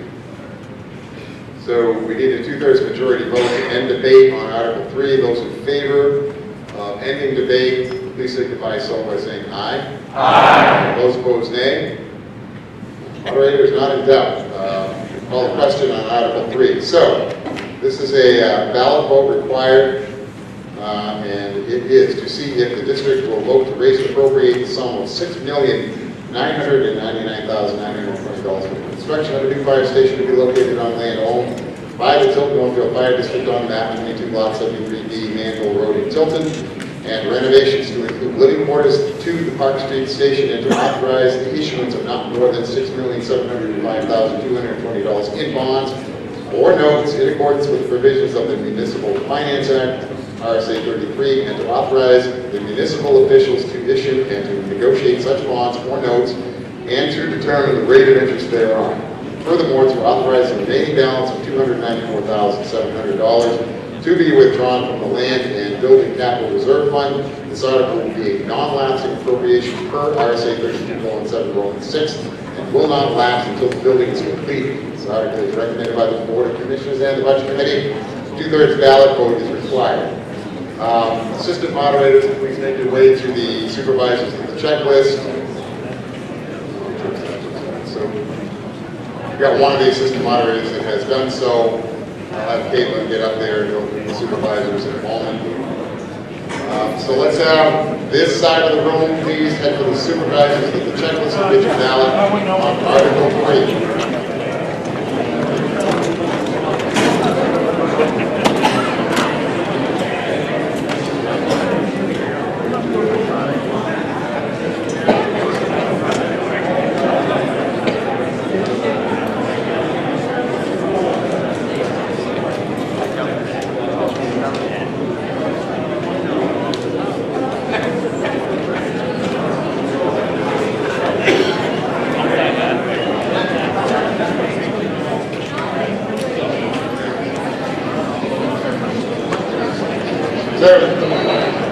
Remind you that the ballot, the polls have to be open for at least an hour on this. So at 10:08, I will close the polls.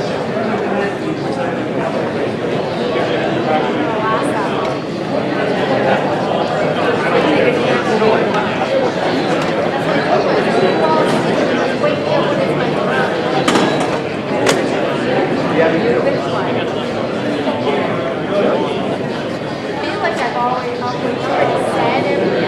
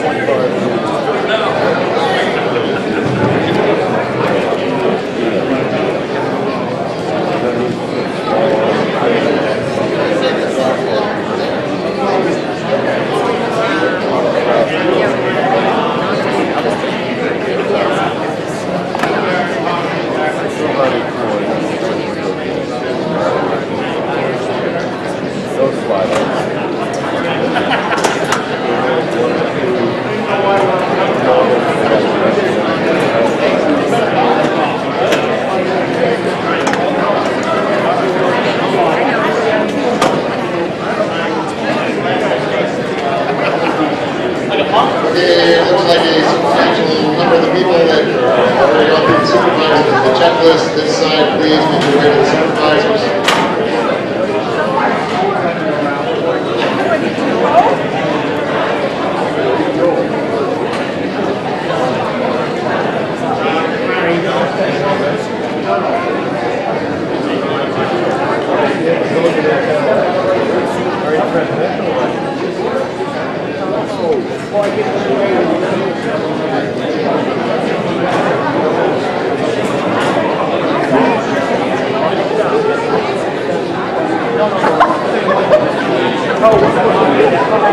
Happy Bob.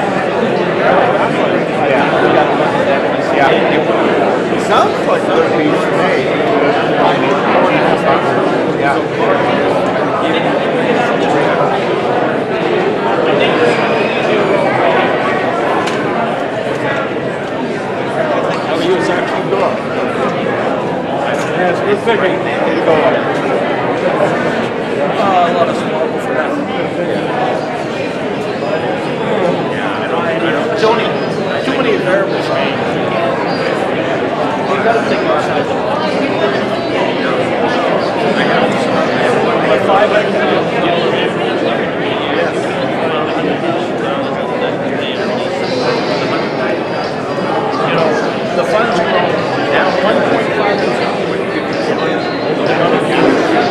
We haven't had that fund. I know good. We have not had that fund for 15 years.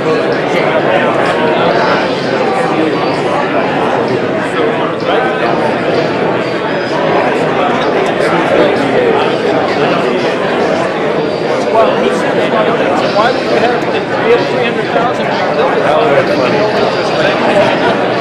So why would you keep 300,000 in our building fund? I mean, 300, he's asking for another 100 this year, so we'll have 400, so that would be 1.1 million.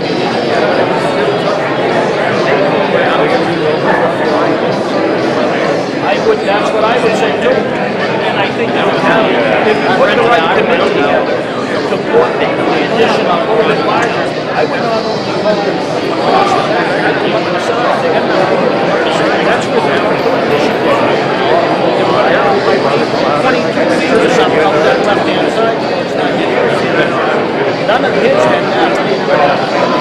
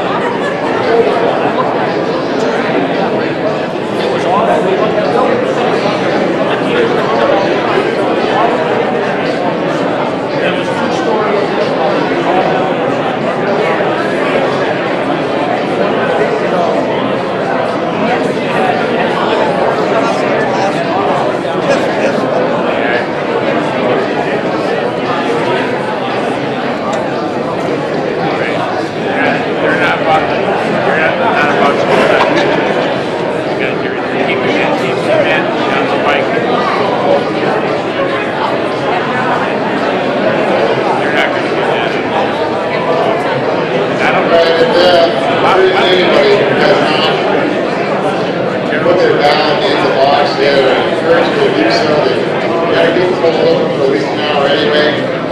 I'm not seeing too many more folks come through, except for the chief.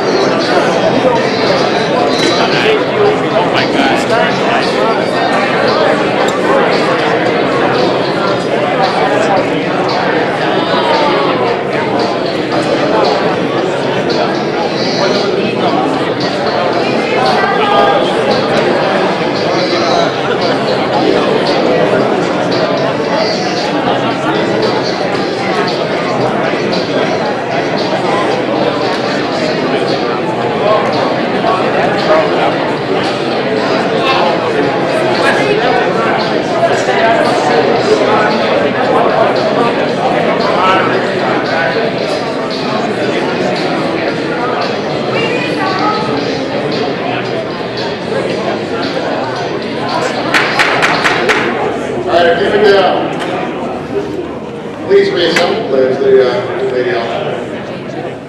So what I'm going to do is propose to keep the ballot, the poll open until 10:08. I'll close it. But in the meantime, we can potentially proceed. But I would like to give folks a chance to get back to their seats, get settled again.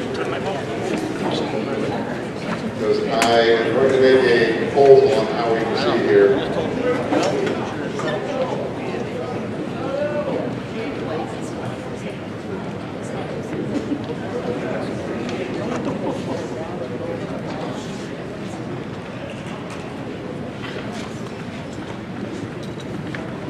Okay. I'm going to offer the opportunity to proceed so that we can get some things done in the meantime while we're waiting for the polls to close on Article 3. The next article is Article 4. If I don't hear any objection, I would like to postpone dealing with Article 4 until after we've gotten the results for Article 3. If there's no objection to that, we'll move directly to Article 5 and take up Article 4 after we count the votes for Article 3. Is there any objection to that? Seeing none, I'm going to call for Article 5. Article 5, to see if the district will vote to adopt as a mandatory bylaw the policy already utilized by the fire commissioners to maintain a minimum of 2 months operating expenses in the unassigned fund balance at the annual district meeting. Operating expenses shall be defined as the total amount defined in the operating budget as voted in the most recent annual district meeting. 2 months shall equal 16.67% of the voted operating budget. The purpose of this bylaw is to provide a prudent level of financial resources to protect against reducing service levels or the need to borrow monies or issue tax anticipation notes, thusly defending the district in times when financial liabilities exceed the income of the district. This bylaw is in accordance with the generally accepted accounting principles, best practices as described by the Government Finance Officers Association and the Governmental Accounting Standards Board. This article is recommended by the Board of Commissioners and the Budget Committee. Majority of vote is required. Is there a motion? Motion by second? Second. Very good. I have an amendment to this. Yes, I have that. I'm going to get to that, but I just want to offer. Actually, This is the last sentence. okay. Yeah, I'm sorry.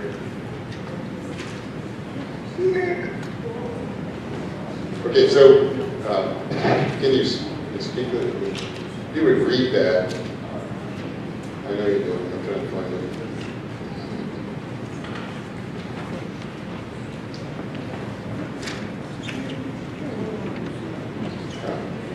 It's great here.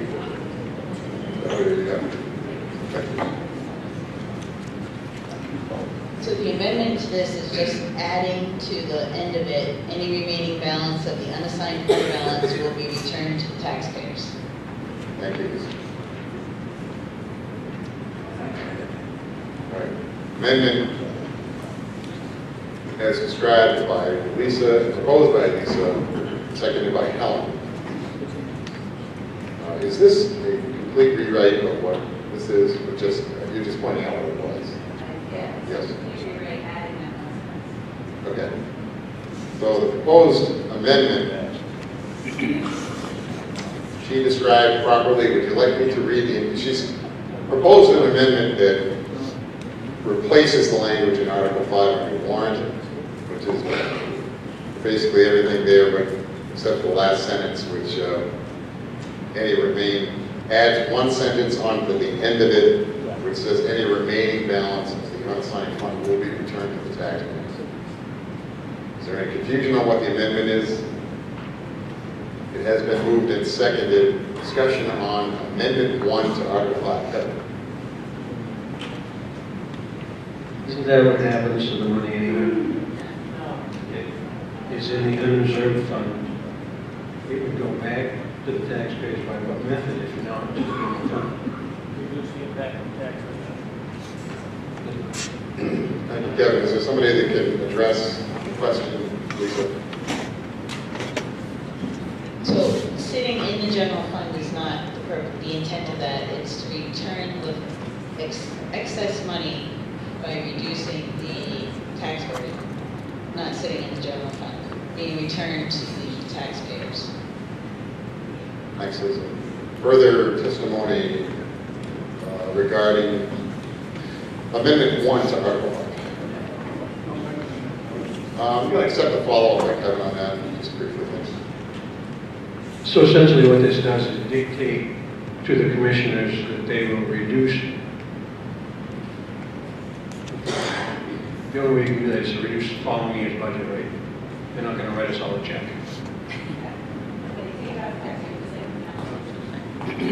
Thank you, Kevin. Yes, ma'am. Julie Petty, Northfield. What is it currently for a percentage? It looks like you're going to raise it up to the 16.67, is that correct? Somebody, thank you, Ray. Currently carry 16.7. 16.67, excuse me, that's what we currently carry. So if you remember the beginning of the town district meeting, I had a slide that showed fund balances, and the current unassigned fund balance is $411,000, I don't remember the exact number, 284, excuse me. And if we, keeping 16.67 in that account would bring it down to $380,291, and that would leave available $30,993.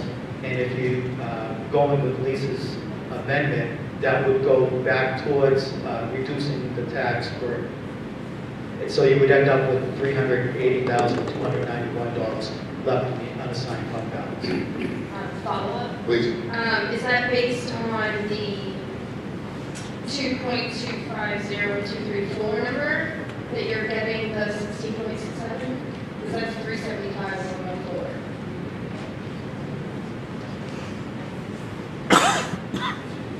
So basically the question is what's the number So that you're getting, 16.67? What number are you taking that from? So I believe that number was taken off this year's budget. So not Article 4's number? Okay. Plus the warrant article. So there are other articles in there that we haven't addressed yet that keep it at that level. Okay, remember we are addressing the proposed Amendment 1 to Article 5. Just want to clarify, regardless of the numbers, this is something that's already going on as a matter of policy. And the purpose of this article is to move it from policy into bylaws. It's just taking something that we do as a rule and making it part of our bylaw documents. And the numbers are already kind of there. The number will shift as our budget changes, but this is just more of a policy or bylaw type. Thank you, Jason, for that explanation. Scott? Yes, Mr. Moderator. So what this does is this is going to create a floor at 16% of the 380, and that number will change as the budget changes because it's a percentage of the budget. So what Lisa's proposal does is that any money above that number has to be used to offset taxation, correct? It has to be, because that's the only way they give it back to the taxpayers to offset taxation. So if for some reason the year before there's $100,000 that's going to go, that would be $480,000, say use that figure, the $100,000 would go to offset taxation as opposed to be put in the unreserved fund balance and left there. So in other words, the fund balance would never be greater than 16.67%. That's the way I read this. Thank you, Scott. Further testimony, Amendment 1 to Article 5. I'm not seeing any. You ready for the vote? Okay. Yes. I heard Joe's call a question. I'm going to call a question, having heard no further requests to testify. So we are voting just on the amendment to Article 5, which just adds the following sentence to the end of Article 5 that reads on the warrant, any remaining balance of the unassigned fund will be returned to the taxpayers. Does anybody wish for me to read Amendment 1 to Article 5 in its entirety, or do you understand what the amendment does? Anybody would like me to read the whole thing? I'd be happy to. No. Okay. Everybody's clear on what we're voting on. If you vote yes, you're in favor of the proposed amendment to Article 5. If you vote no, you're voting in opposition to the amendment. Those in favor of Amendment 1 to Article 5, will you please signify so by saying aye? Aye. Those opposed, nay? Nay. Moderator's not in doubt. Anybody care to challenge that? Challenge. Okay, great. I'm totally. I would like my assistant moderators please join me here. I'll keep an eye on the ballot box in the meantime. So we're going to go to a card vote on proposed Amendment 1 to Article 5. Those in favor of Amendment 1 to Article 5, please hold up your cards now.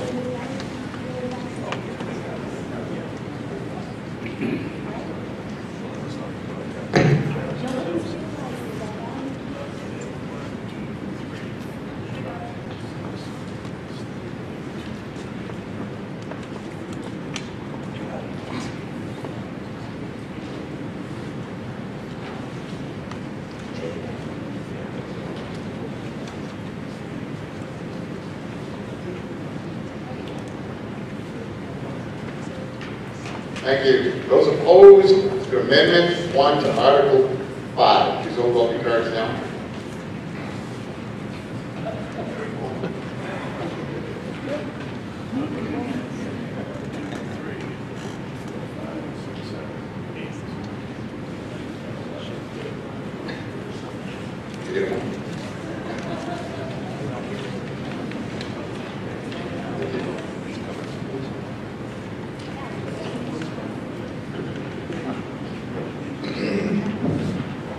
Okay, thank you. There's also the vote on Amendment 1 to Article 5. In favor, 62, opposed, 17. Amendment 1 to Article 5 passes, and so declared. So we are back to voting now on Article, back to considering Article 5 as amended. Further testimony on Article 5 as amended. Yes, sir. So the result of what we just did is that in the future, if in fact the unreserved fund can never exceed 16.67, I think, we will not in the future be seeing articles like Article 8 and Article 9, which are seeking funding from the unreserved fund balance.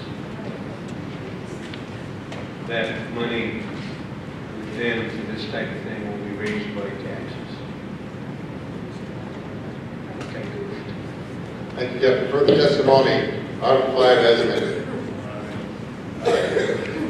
There was no, I was a no, that there was no mention of timetable, or do we have to do this every time the bank statement comes in? Oh, wait a minute, we're over a couple bucks, we'll put it here, put it there. It doesn't mention that, and the second sentence talks about keeping a minimum amount of money in there. Well, you need a minimum to pay the bills. That's the reason of the policy, and why it's been a good policy, and why we want to make it part of the bylaws. So now if we have anything over that minimum, it's got to go away. So I didn't care for the wording of the amendment because it doesn't make any regard to the timetable. If it's going to be done weekly, monthly, quarterly, or at the end of the fiscal year. So that's why I voted no. Mr. Moderator? Mike? The intent of the article was that once district meeting is completed, all the articles would contain with that district meeting, that the amount in the unassigned fund balance would not exceed 16.67% after the district meeting. Anything after the district meeting beyond that amount would be used to reduce the tax rate. Thanks, Mike. As amended. Lisa? This article does not say in the original wording that they're going to keep 16.67% monthly, weekly, at the end of the year. It doesn't say it in the original article either. I'm assuming that it's 16.67 at the end of their year, thus their articles, like you said, and then not to anything extra would be given back. Thanks, Lisa. Further testimony, Article 5 as amended. This is just, I'm confused, so I'm asking a question. So is Kevin's point still true that any of those other articles have to be raised through taxation? Is that a correct statement?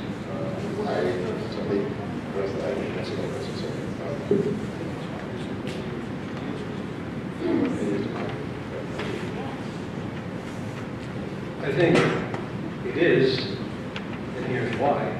If your unreserved fund is not allowed to exceed whatever that percentage of your budget, next year when we want to raise $1,100 for the health insurance deductible expendable trust fund, you've got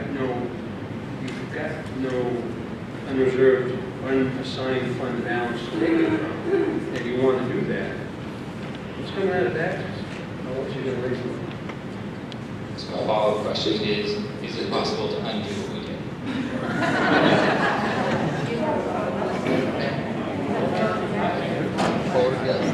The unreserved fund balance right now is $411,284. They want 380 as their 16.67%. Warrant Article 8 is $1,000, 9 is $10,000. There's still money left over after that. And then at the end of a budget year, they don't spend all the money in the budget, so the unreserved fund balance usually goes up. So they can still have monies for some things. Thanks, Lisa. Further testimony. Captain? Captain Kate Tilney, I hear this, talk about, well, we're going to have to raise this money out of taxes. That's where all this money comes from. There's no magical money tree that grows behind the fire station either on Project or on Center Street that then flows into the unassigned fund balance.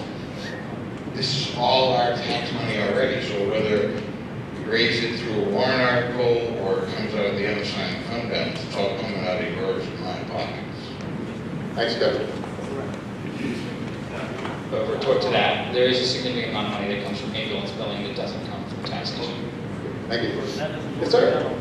I don't understand is you're doing this already as a matter of policy. What's the advantage of having it in bylaws? It just that you might not trust the future administration, or what's the deal? You state your name, please. Arnold Greg. Thank you. You okay to respond to the question? Oh, thank you. So the reason for this article is so that at town meeting, we do not, or at the district meeting, we do not vote to expend money from that unassigned fund balance, which will cause it to drop below 16.67% of our operating budget. The idea is that we need some cushion in the event of a major expense during the course of the year, such that we don't have to come back to a special meeting and say, okay, the roof just caved in on Center Street, we need money for a roof. So the whole purpose of this from the beginning was to keep a bit of a cushion in the event that we have unexpected expenditures. So the reason that we're asking for this to become part of our bylaws is because specifically at last year's district meeting, we voted to expend money from that unassigned fund balance, which in turn brought it below the 16.67%. So yes, it was our policy to maintain that level of funding, but the district overrode it by voting on individual warrant articles. So this, by making this part of our bylaws, what we're doing is we're asking the district to say, okay, let's expend money from that unassigned fund balance, but let's never let it drop below 16.67% of our operating budget. And so that's the reason for it.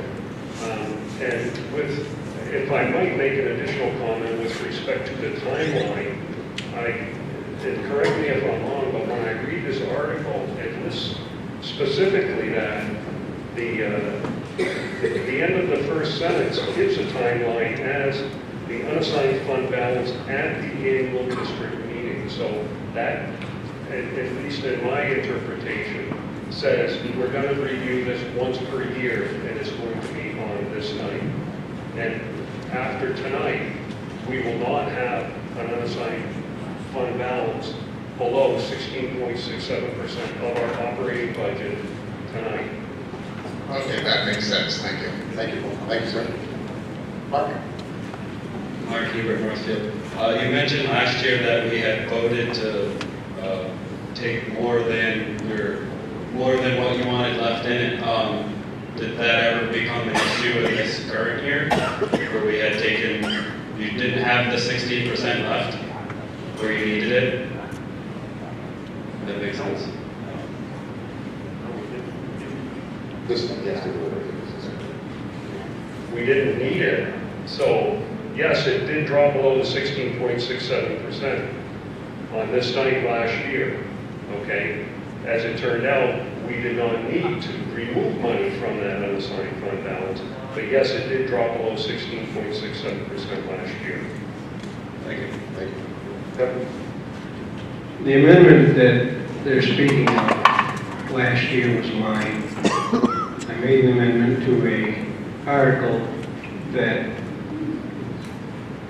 required us to spend from the unreserved fund rather than raise the money by way of taxation. This kind of fixes a problem we don't have. What this does is ties our hands. We heard the commissioner say that the body voted to disregard their recommendation. Well, that should be ours to decide. If they're concerned about not having enough money for something that comes up, you look a little further down in your warrant, you'll see a contingency fund. There's the money they can use if they need it. Yeah, it's accepted by this group or that group that has It gives guidelines, they have no bones, they have no teeth, they have no authority. So, I voted for the amendment, I think that was a mistake. I'm not going to vote in favor of this article because it ties your hands to do what you want to do. And to tie the public's hands, in my opinion, as well.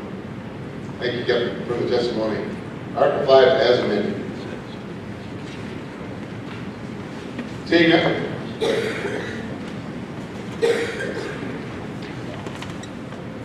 Lisa? I have a question. This article does not raise or appropriate any money. All it says is you're taking a percent of your operating budget and putting it in a fund. So I don't understand why you're trying to get money back or why you're trying to put money in. Am I asking the right question? Pardon me if I'm wrong, I think what this proposes to do is change the bylaws.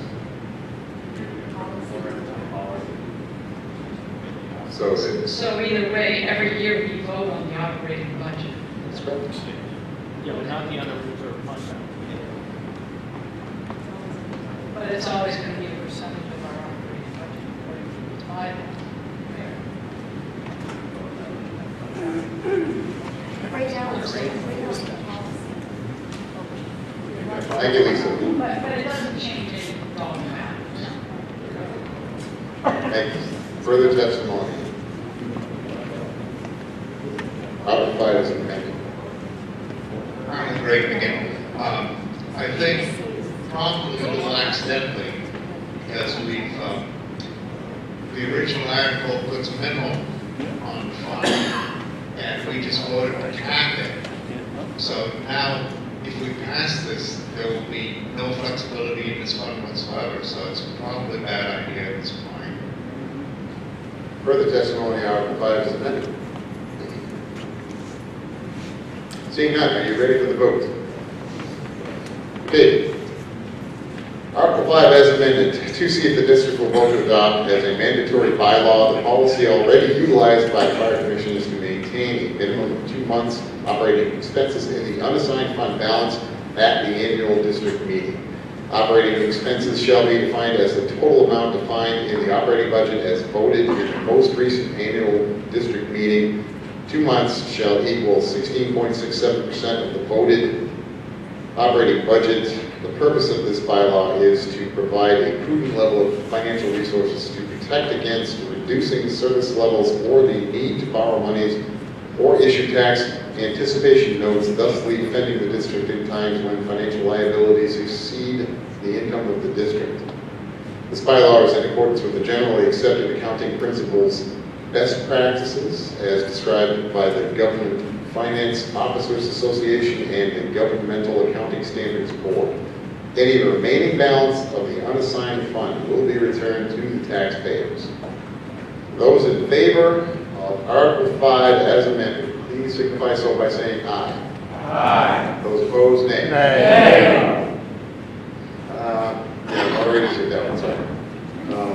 We'll just do a card vote with the help of my good assistants.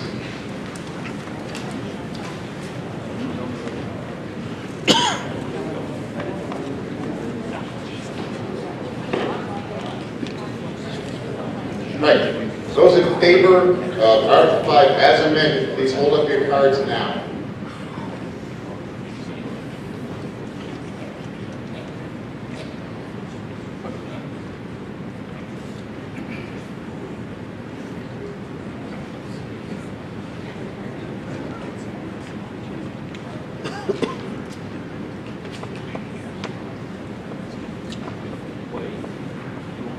Those opposed to Article 5 as amended, please hold up your cards now.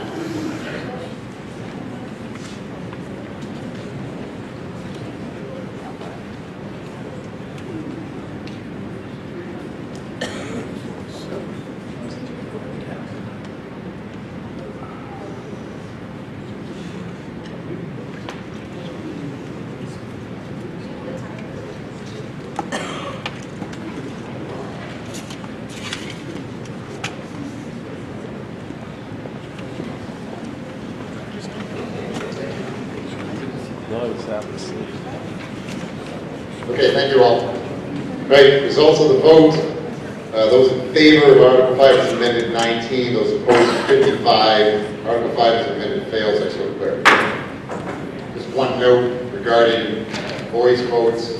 Part of me as moderator, it's got to be very, very convincing. I'm sorry for that. It's just, if there's any doubt on my part, I'd rather go to a counted vote. When it comes to counted vote, I've counted votes myself in a town meeting, and sometimes it can be tough to do that. So if it's even close, I would propose the secret ballot. We have to get there. Nothing's been close since I pulled the card. Article 6. I had a lot of paper on this motion. Article 6, to see if the district will vote to raise and appropriate $216,082 for the purpose of purchasing fire, rescue, EMS equipment, and ambulance charges, with said funds to be withdrawn from the apparatus and equipment special revenue fund established under RSA 31:95-C, adopted March 7th, 2005. Funds appropriated from this fund do not affect the tax rates. This article is recommended by the Board of Commissioners and the Budget Committee. Majority vote required. Is there a motion? So moved by Dick Mayer. Second. Seconded by, I'm sorry, don't name it. I'm sorry. Denise Dubor, D-U-B-O-R-T. Thank you. Right. Somebody care to speak to Article 6?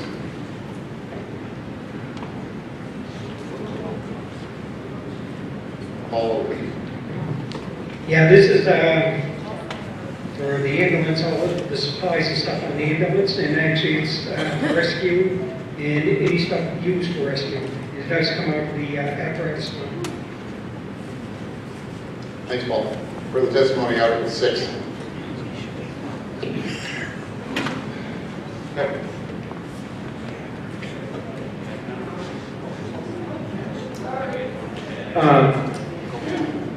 This account is it's a true double-edged sword. It provides a way to buy needy items without spiking the tax rate, which is good. But it also makes it very easy to blur that line between need, want, and nice to have. Whether purchases affect the tax, I'm sorry, I jumped ahead of this. People will say that it's okay because it doesn't affect the tax rate. Well, whether or not a purchase affects the tax rate, it's all taxpayer money. You should only be spending taxpayer money on needs, not wants or nice to have. As I went through this list, there are some things that I think are wants and nice to have. I have about 4 questions. Am I allowed to ask all 4 questions? Is there going to be a 1-question answer? Well, sorry, Kevin, I would prefer 1 at a time. I'm happy to let you continue until all the questions are answered.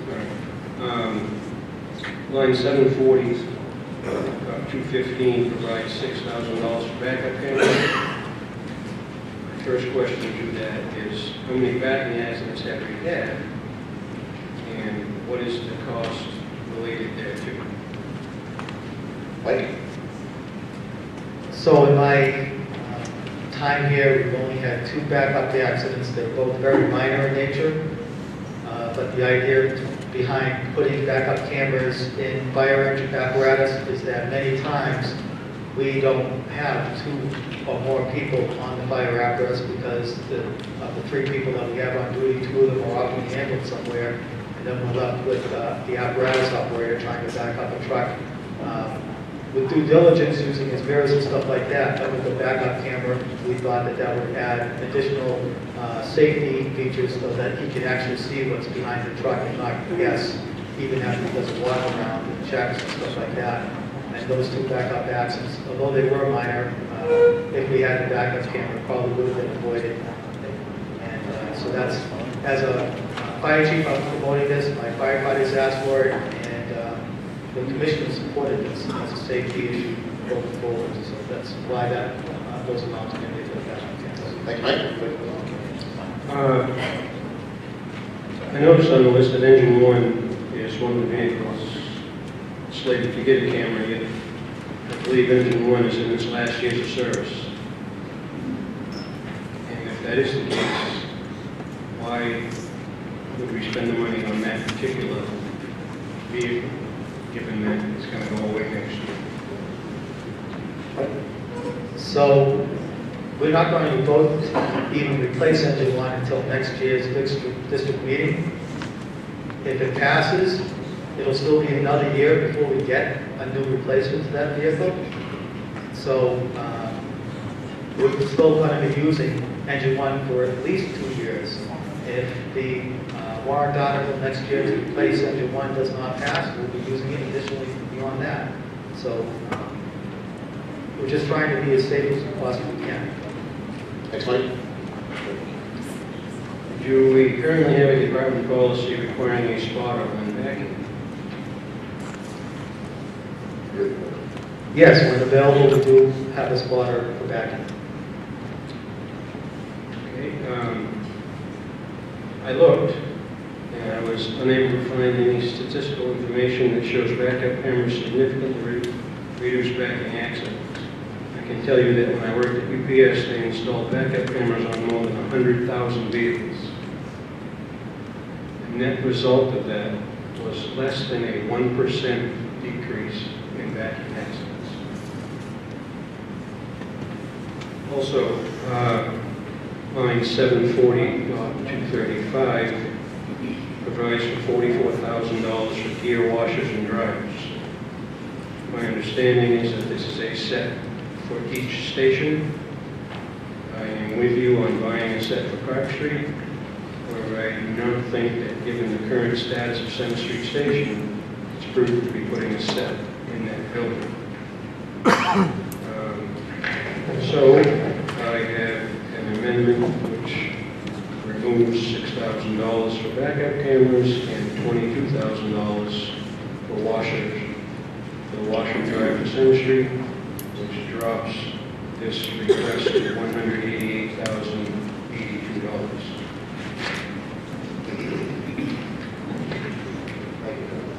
Hey. Amendment 1, as proposed to Article 6, looking to replace all the language here with this. Looking to replace all the language on the warrant with this. Okay, so it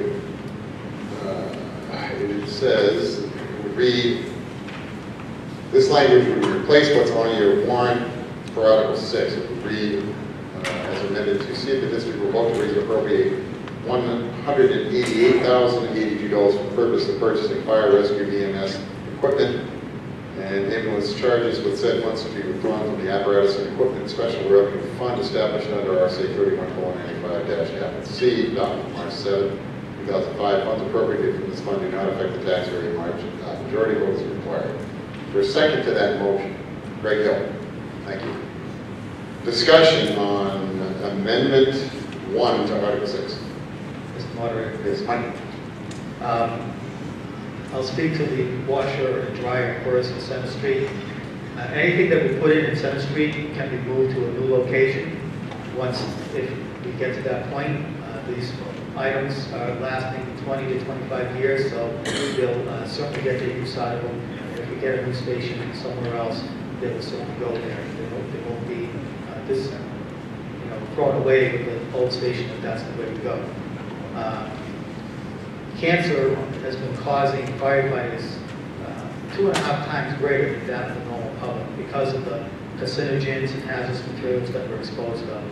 And we have policies in place that say when you get back from being exposed in one of those environments that your turnout gear has to be washed and dried. Currently, we have an old broken down extractor that's in excess of 25 years old and it's constantly being repaired. And we have to dry our clothes, our turnout gear. We hang them over the boat, we hang them on pipes in the ceiling. Anywhere it takes, depending upon what the weather is, anywhere from a couple days to a week, depending on how humid or hot it is or how dry it is and stuff like that. That's just no way to really operate a fire department in today's society, knowing all the hazards that it is. So what we propose is a turnout gear washer and drying set for each station so that we can get all our firefighters gear back in service as quickly as possible. And just trying to keep our firefighters as safe as possible. Thanks, Mike. For this, Kevin, please. This is Amendment 1 to Article 6. Mr. Moderator, thank you. I am not in favor of this amendment, and I'll tell you why. February 27, 2018, a firefighter in a western Pennsylvania town was backed over at a fire station when he was killed. The NIOSH report, number 2 bullet point in the NIOSH report, states that his life could potentially have been saved. One of the recommendations is to install backup cameras in all fire apparatus in that particular department. The other reason I speak against this, and I'm in favor of backup cameras, is the auto industry worldwide is installing backup cameras.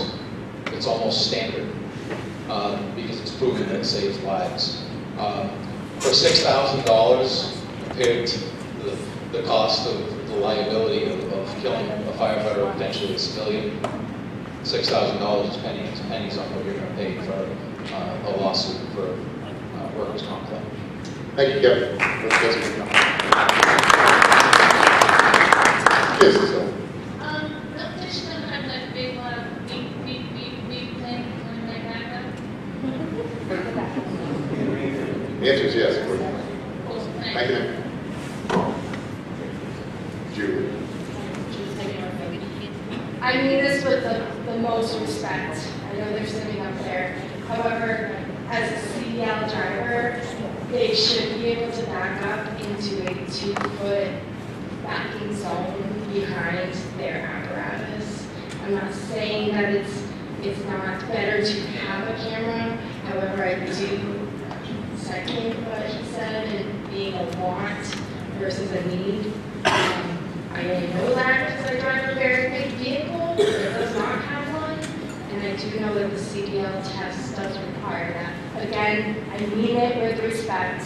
I'm sure they were just accidents, but I do see it as a want.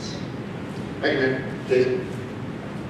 Jason Wright from Tilton. I think the CDL vehicle she's talking about is a school bus, which is often frequented and surrounded by children that are not predictable and can run in any direction. And I don't care what level CDL A, B, what class you have, is you can't account for what you can't account for.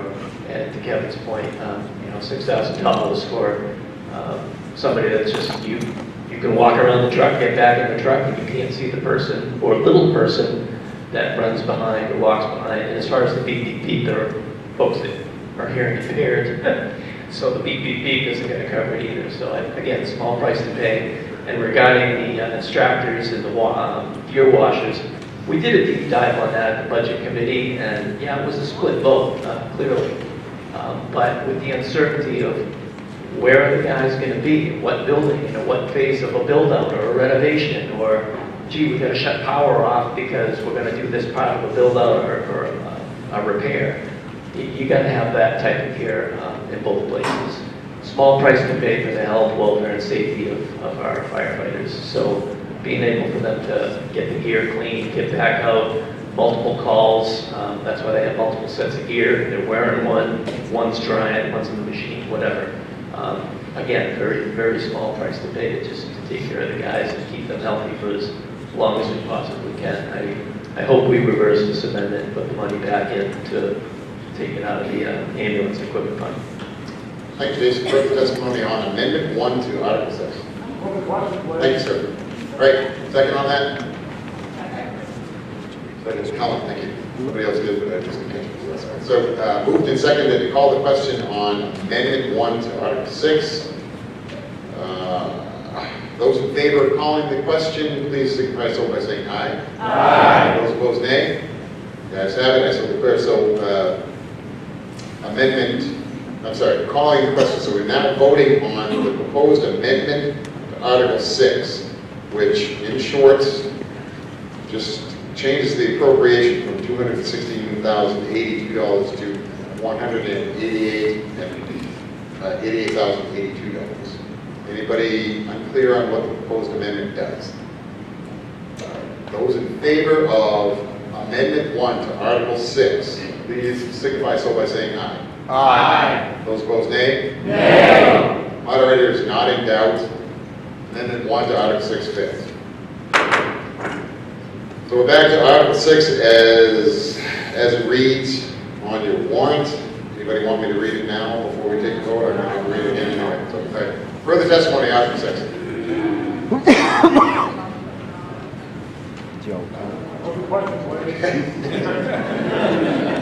All right, the moderator is going to call the question because nobody asked to testify, therefore we don't have to vote again on the call the question. So, Article 6.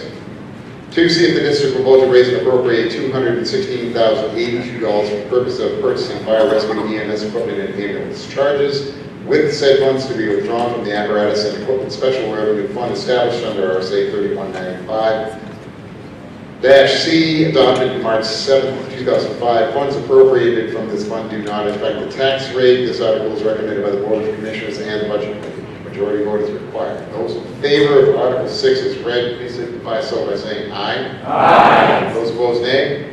No. All right. The moderator is not in doubt. Article 6 passes. I so declare. Great. We are at the witching hour on the polls. Within just a moment. Yeah. Okay. So we're at 10:08. Polls are closed on the ballot vote for Article 3. We're going to take just a moment to count those votes, make an announcement, and then we'll get back on track.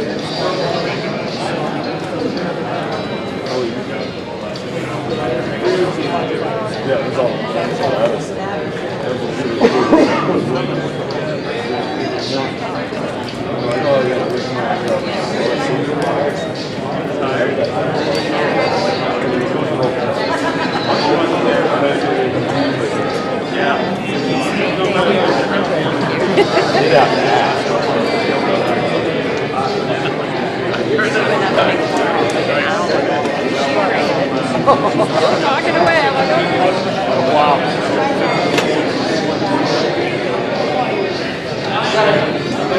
Let's go to work from here.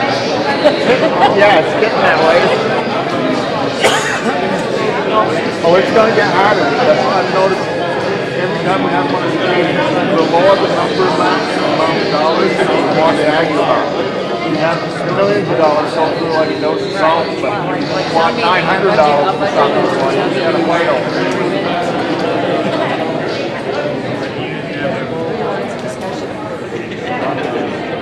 I don't think any of us are like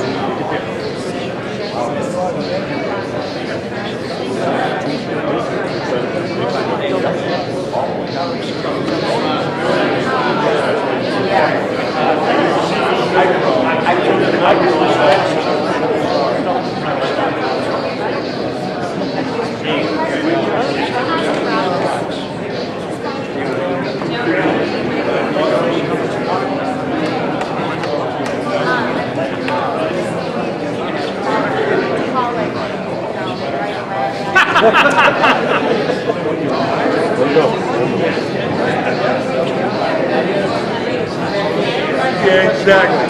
She don't like me now for crying out loud. Yeah, that's right. I want to go to school. Oh, come on, you big Sally. Oh. Yeah? Great. No, it wasn't good. I do. Bring it up. Yeah. Right.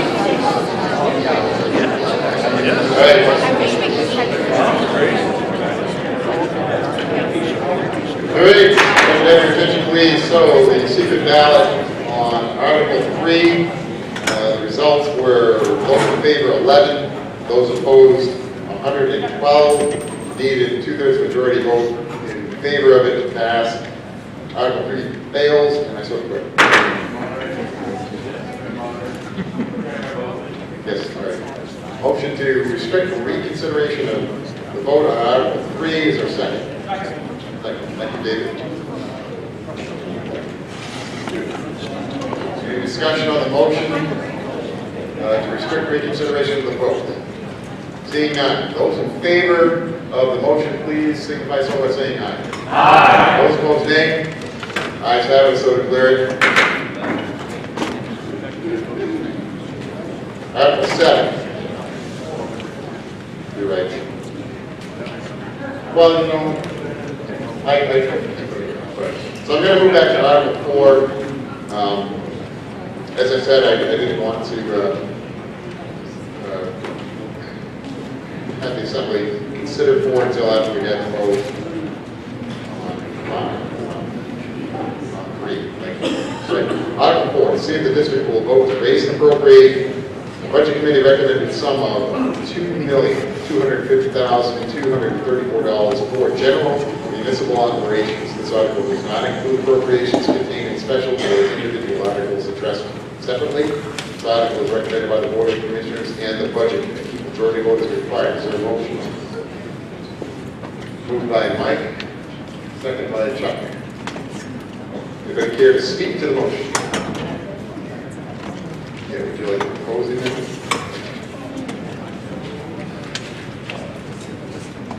So I'm proposing amendment to add $200,000 to the overall budget here for design and engineering fees for what we all talked about earlier. So the budget would remain the same except we got $200,000 for design and engineering fees. Anybody confused about what the proposed amendment to Article 4 does? Yes. Yes, okay. So I'm going to read it.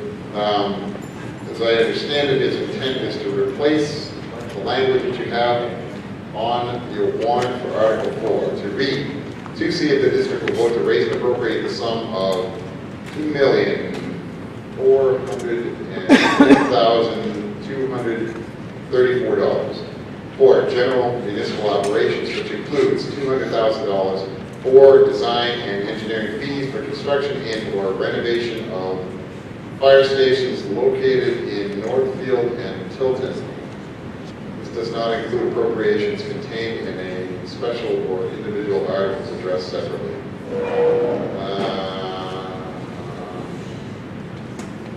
I gotta tell you, I can't accept this motion. I wish I'd read it before I sent it, but I didn't. I thought it was just replacing the language.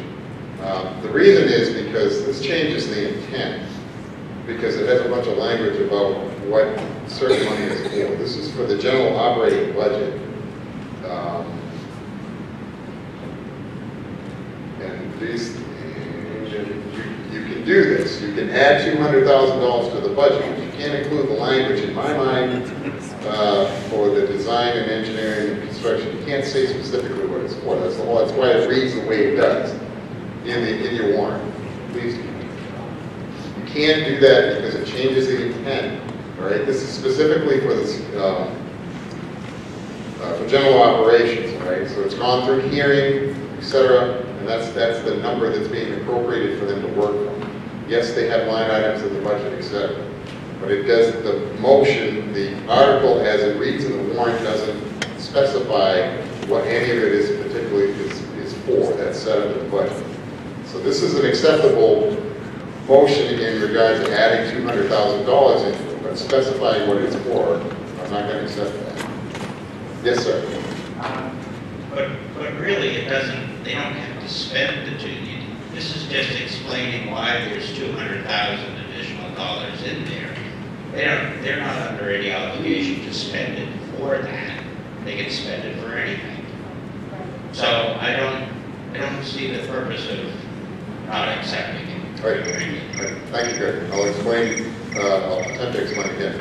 I don't have a problem with the concept of putting the money into the adding to the proposed budget, and I don't mind hearing in testimony what it's intended to do, what it is intended to be for. What I have a problem with is the language in the motion changes the intent of the article as it was warned. And because it specifies what you're going to do with the $200,000, whereas the article is warned, it says, here's the budget. That's my ruling. I'd be happy to have a challenge. Chuck. My question is, if they change the warrant to add $200,000 with no explanation, would that be more acceptable? Yes. Okay. All right, so the opportunity exists to withdraw the amendment and rewrite and propose another amendment that doesn't have that language. Or you can just challenge my ruling and just go ahead with that. See if it passes muster with DRA. Yes. Chairman? Yes, Chuck. Yeah, I believe we should go along with the original amendment as written in the motion. It's not changed, there's no amendments made. So let's say with the original. Okay. Yeah. The ruling of the moderator is to not accept the amendment as proposed. So he's correct. Right now, the article reads as, if you want to withdraw your amendment and propose another amendment, which is, thanks. Just another point of clarification, please. If we were to add $200,000 to line 300 under professional and technical services and specify where the money comes from and where the money goes to, does that clarify the issue? No, you can't change line items in the budget. That's my understanding. Thank you. You can't. The way it's always been expressed to me is that you can't go line item by line item. Right? And you just, all you got to do is propose to add $200,000 to the operating budget, and then in testimony express what the will of the assembly is. And if everybody agrees with that, that's great. But when you specify things, you change it, you're assessing the intent. The reason I'm concerned about it is Because if we vote on that and DRA finds a problem with that, which I believe they might, all right, then we're in a little trouble and have to have a special meeting. So I think it's very simple. He is looking to propose an amendment which just crosses out the reference to what is supposed to be for, just adds in the $200,000. That would work. So you're specifying what your intent is with it in testimony. That provides guidance for the Board of Commissioners and the Budget Committee. Mr. Moderator, so you can see we drew the first one and we resubmitted with the intent language in the amendment withdrawn. So basically it just says we're adding $200,000 to the operating budget, and through this testimony, it is our intent to use it for design and engineering fees going forward. Thank you, Mike. Good. Absolutely. I would be in favor of that amendment. I think it's important in listening to the body tonight that we move forward with design and engineering for plans for Arch Street or for Exit 20 or whatever it's going to be. They need the money to build out those plans. One other question is the design and engineering costs. Does that include test boring and all of the associated costs with? The number I received is from our consultant and our architect, and Bonner Page and Stone was sitting right beside him, stating that that was the number that they would need to go forward. And I asked them about borings, and I said yes, borings. I didn't ask a whole lot more beyond that, because I know we're talking about borings earlier. Thank you, Captain. All right. So right now we are sort of discussing what would be the amendment, because I never accepted the first proposed amendment. So I would like to accept, unless you have something. Would you be speaking to a proposed amendment? I think so. Okay. Can we raise the motion for the proposed amendment and get a second and hear further testimony? Is that okay? Sure. Okay, thank you. So I have a proposed amendment to Article 4 to replace the language in Article 4 as it reads in the warrant, and that is to see if the district will vote to raise and appropriate the sum of $2,450,234 for general municipal operations. This does not include appropriations contained in special or individual articles addressed separately. Majority vote required. Is there a second? Second by Chuck Drew. Okay, so moved and seconded to amend Article 4 as read. Yes, please. I would like to know, over the past 10 years, how much we have already spent on engineering, consultants, architects, plans, office of plans, and the like. Thank you. Thank you. So I can't speak to 10 years, but I can speak to the time since 2015 on architectural, consultant, and other engineering fees. I'm going to say in the area of about $50,000. I couldn't give you the exact number. I don't have that number in front of me. Thank you, Mike. Yes, Jerry. Jerry Hebert from Northfield. What's the process for picking a general contractor or an architect? Do you guys go out to bid for that service, or is it somebody that we just pick in-house and we get bids for that, or? Yes, so when we went out in 2015 for our consultant architect, we proposed an RFP, and we had a number of companies come in. We interviewed them, we went through their prospectus, and at the end, Warren Street Architects won out the RFP process and was awarded that contract by the commissioners at that time. We did the same thing for construction manager, developed an RFP, went out to bid. We had, I believe, 5 or 6 companies bid on it, and went through that same process, and at the end, Bonner Page and Stone won that process. So that's what we did. Thank you. Thanks. Thanks, Barry. Lisa? What is the intent of the 200,000? Is it like to engineer and get a price on your current existing plans? Are you looking to get another committee and do a separate plan and then engineer it and design it and get a price? Like what are you gonna do with that 200,000?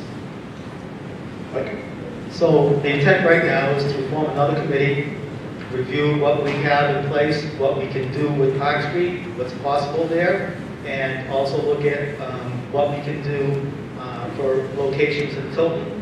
And then research those locations in further depth using that $200,000 to make sure that we can do what we'd like to, whatever that committee decides that they want to do, and then come up with plans to do it. Thanks, Mike. Mark? Are these committees on like a volunteer basis? Maybe some of the others, or are they a paid committee? It's certainly not a paid committee. I don't know of any paid committees in this area. But at any rate, the committee would be appointed by the fire commissioners. So the 200,000 then might seem a little unnecessary if we're just going to be forming a committee to do further research on a volunteer basis. We can't go forth with another architectural building if we haven't approved any budget for it, correct? So we need the funds to, say, if we decide we want to build out at Park Street beyond what is there currently, or even what is there currently, we have to have the engineer actually review the building to see what we need to do there to make it come to code compliance. And if we were going to add on to anywhere on that property, we have to do borings to make sure that whatever type of foundation we want to put there has to be appropriately designed.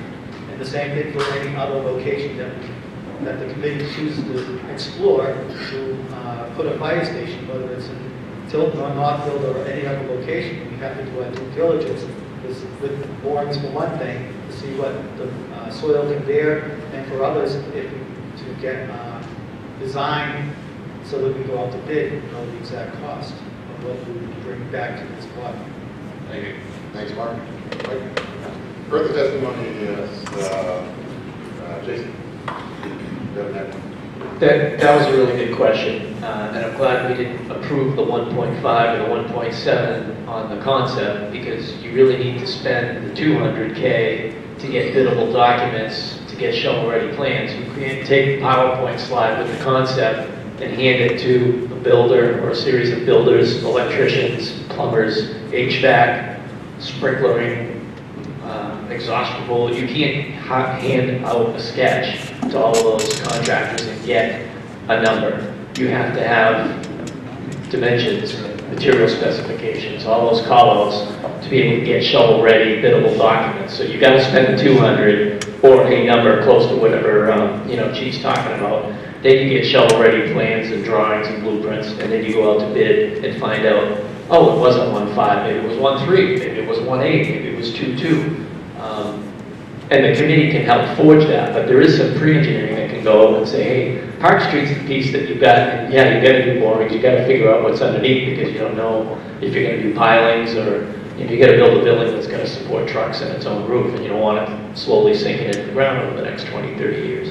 So the 200 has to happen, and the committee can partner with that to say, hey, this is the type of building that we want along the way, and have them flush that out, and then come to the meeting next year, maybe with shovel-ready plans that are going to put out to bid, and then you have a real number for what you want to build.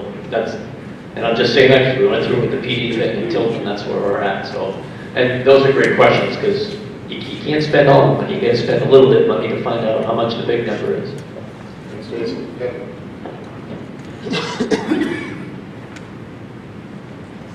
Different idea. Engineering fee or engineering design should be done after you know what you're designing. You voted down a $7 million project. You voted down a $1.5 million, 1.776, because we don't know what we're going to end up with. We still don't know where we're going. The $7 million deal was complete. Part of that $7 million was the design fee, after we had the concept. We have no concept, folks. We're nowhere. Put the committee together, the committee decides what and where to go. Based on that, you develop a concept. Then, when you can come here and say, we need X amount per bond for this, that's when you do the engineering drawings, not before. And to raise an additional $200,000 by taxes, it's just not the thing to do. It's really not. $200,000. We can do it, this isn't the way. Thanks, Kevin. So I've got Lori and Lisa. The schematic you guys have shown us earlier with 1.5, I believe we already went through the process of hiring somebody to come up with those in the first place. So why would we want to go through this exercise again? I don't understand why we're throwing money after money for new and improved concepts when we already had those. Those were done by an architect, as I remember. Am I remembering that incorrectly?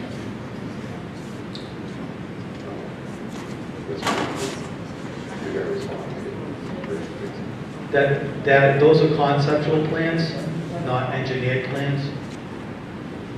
So you still need the engineering piece. Thanks, Mike. Lisa. In general, you should expect us to pay at least 5 to 8% of your construction cost on design fees, whether it be, if that's an all-inclusive, conceptual, preliminary, there's a whole phase of design. You see the concept up there, that's just a concept. You still have the structural design, you have the geotechnical, you have your concrete, reinforcing. If you have steel, you have steel design. The concept is a small portion of design.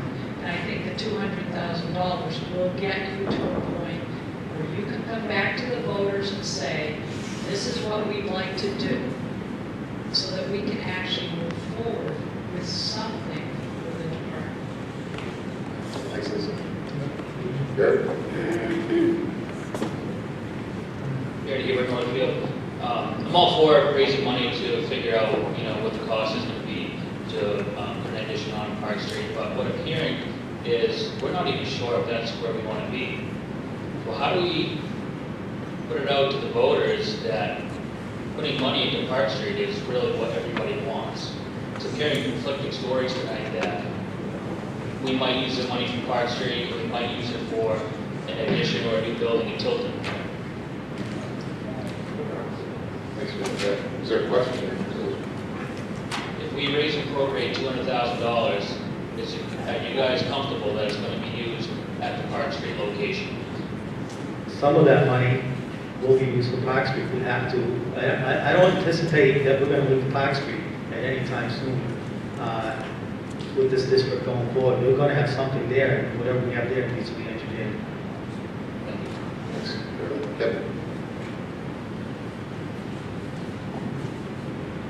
The way that I envision this, and hopefully we can convey our thoughts, certainly my thought to the commissioners is, if only spend what we need to spend on design and engineering. We don't need to spend $200,000. If it's $150,000, then the commissioners will exercise their authority and spend it appropriately.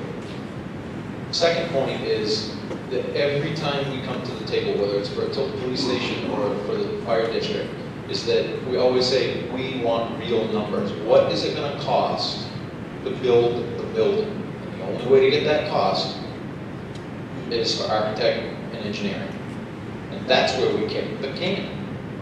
Is because we're going to come next year and say, this is what we want. And we're going to ask the question, what's it going to cost? Well, we don't know because we don't have architectural and engineering.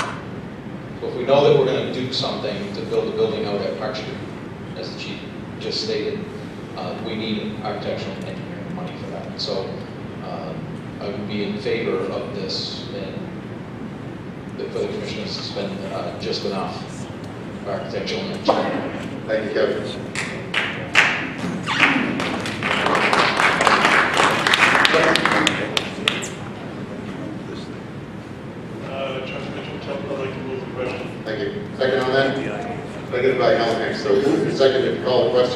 on Amendment 1 to Article 4. I need a 2/3 majority. Those in favor of calling the question on Amendment 1 to Article 4, please signify so by saying aye. Aye. Those opposed, nay. The ayes have it. Moderators. So,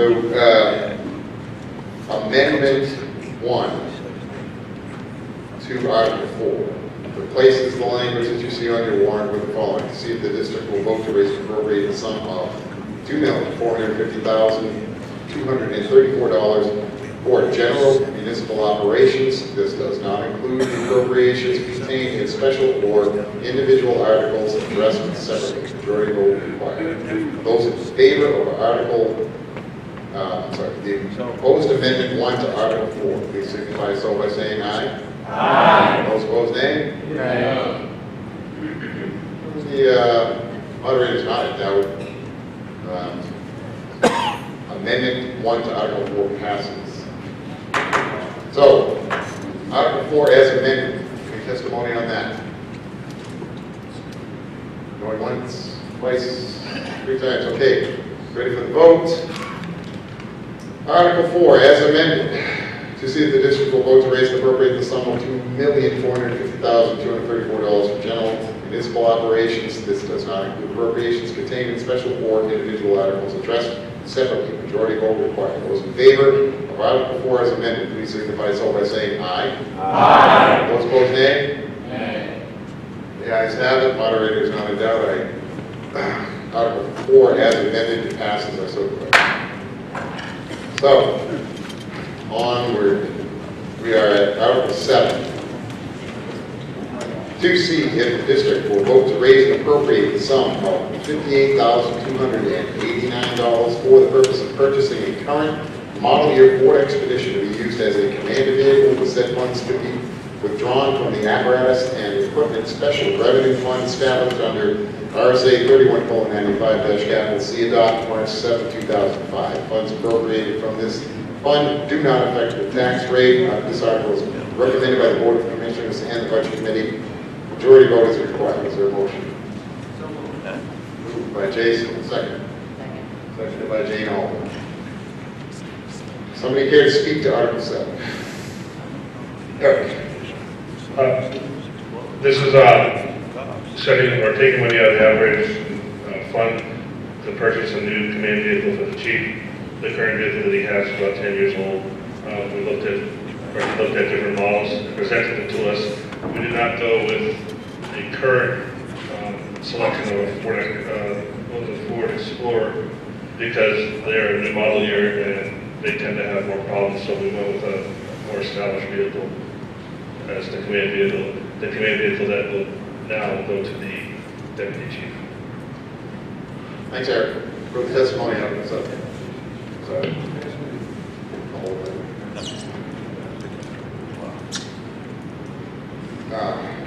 There's a request to have your people said it's an understanding.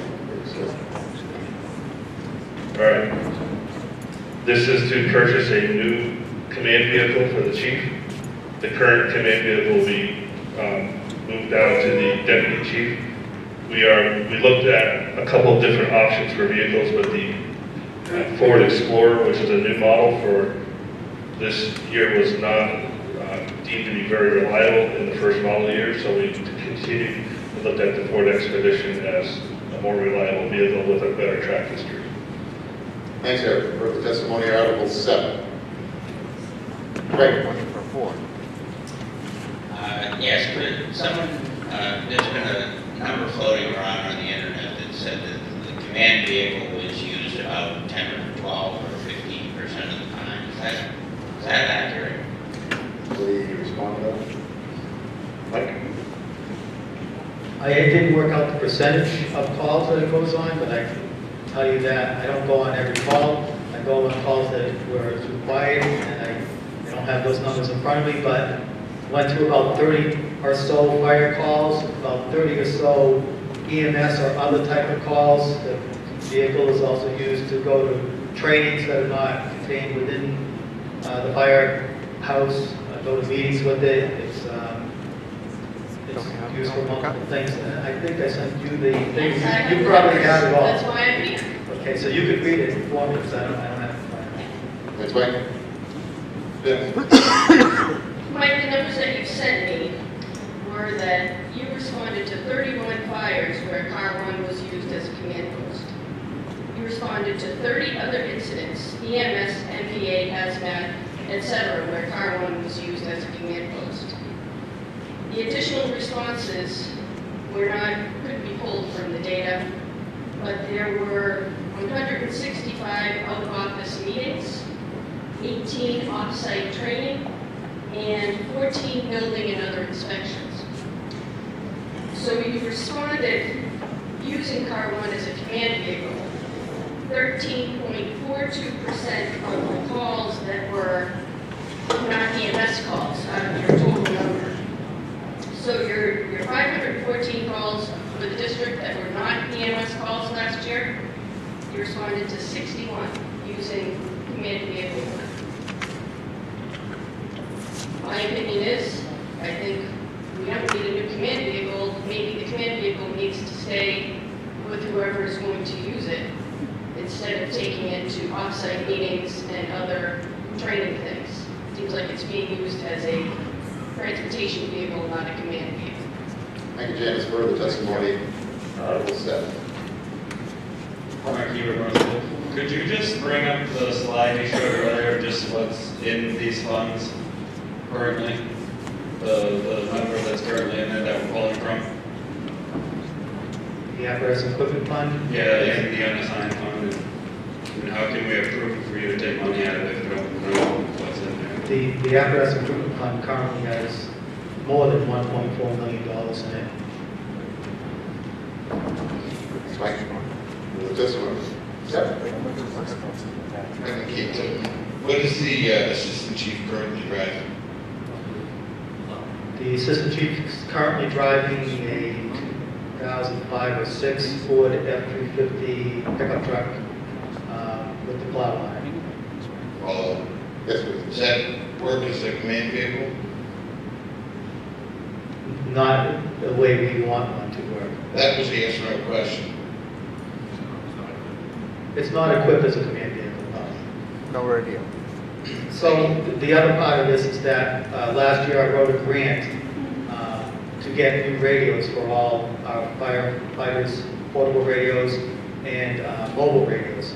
And within that grant included 3 new radios for a new command vehicle. And those radios are sitting on the shelf right now waiting to be installed. And the total value of that is almost $20,000. So that's like $20,000 we didn't have to spend if we were just to get a new command vehicle with everything that we normally put in it. Yes. So if the deputy chief does not have a command vehicle, and the chief only responded to 60 calls, what about the other 400 plus calls that apparently we didn't have a command vehicle on? So not every call requires a command. So not every call requires a command vehicle. You have multiple calls where they're what I would call an ordinary level, that you do not need a command vehicle, but when you have like a multi-vehicle car crash, that requires usually a command vehicle to help run the operation. Same with fires. There's many fires that we have that aren't really large fires that are handled with a water can, a pressurized water can. You don't really need a command vehicle for that. And so, yes, it doesn't get used as a command vehicle very often, but it gets used every single day for travel to be available with me. And when I go on vacation, I leave it for the deputies. I think there was 1 week last week. Thank you, thanks, Kevin. Further testimony, Article 7. Kevin. I'm actually okay with the command vehicle. I have many issues of how that vehicle is currently being used, but I'll take that up with the commissioners another time. The issue I have with the article as it's written is its restriction to a current model year Ford Expedition. While a Ford Expedition would be mine, mine, because I have stock in Ford Motor Company. It'd be my personal choice, however, personal choices have no place when it comes to spending taxpayer money. I have an amendment that seeks to remove that restriction, allowing commissioners to do their due diligence that will find us the best vehicle at the best price. I know that when Town of Northfield bought a similarly equipped vehicle, had we dictated that it was a particular vehicle, we would not have been able to get one because there was none available. And what we ended up with was an equivalent vehicle, perfectly capable of doing the job, and guess what? It cost less money. Also, I can tell you that recently, Town of Northfield is looking to save some money by locating a new, non-current model year police cruiser. So, yeah, okay, 58,000, I'm not changing the money. I only want to remove the restriction of what vehicle it is, because as it's written, your only choice is a current model year Ford Expedition.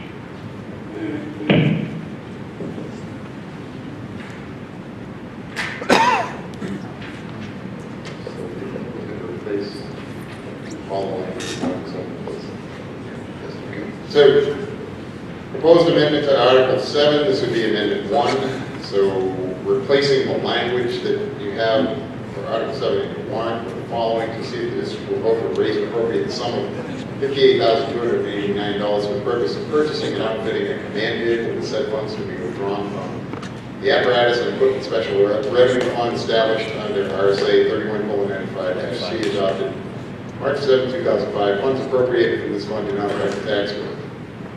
Is there a second to that motion? Second by Alan Hanks. Discussion on the proposed amendment to Article 7. Laura.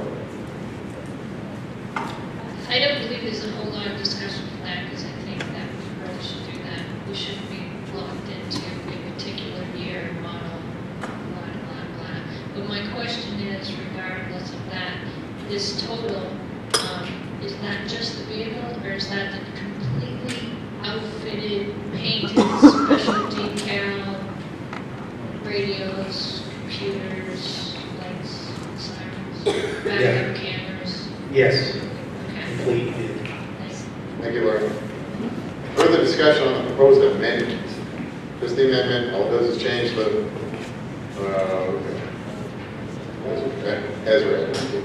Mr. Moderator, my name is Tom David, consultant, I'd like to ask the chief a question through you, if I may. Please do. When you buy an outfitted vehicle, is there any way that you can transport from the old vehicle to the new vehicle any of the current equipment that's available, or you have to purchase all new fire apparatus equipment for that vehicle?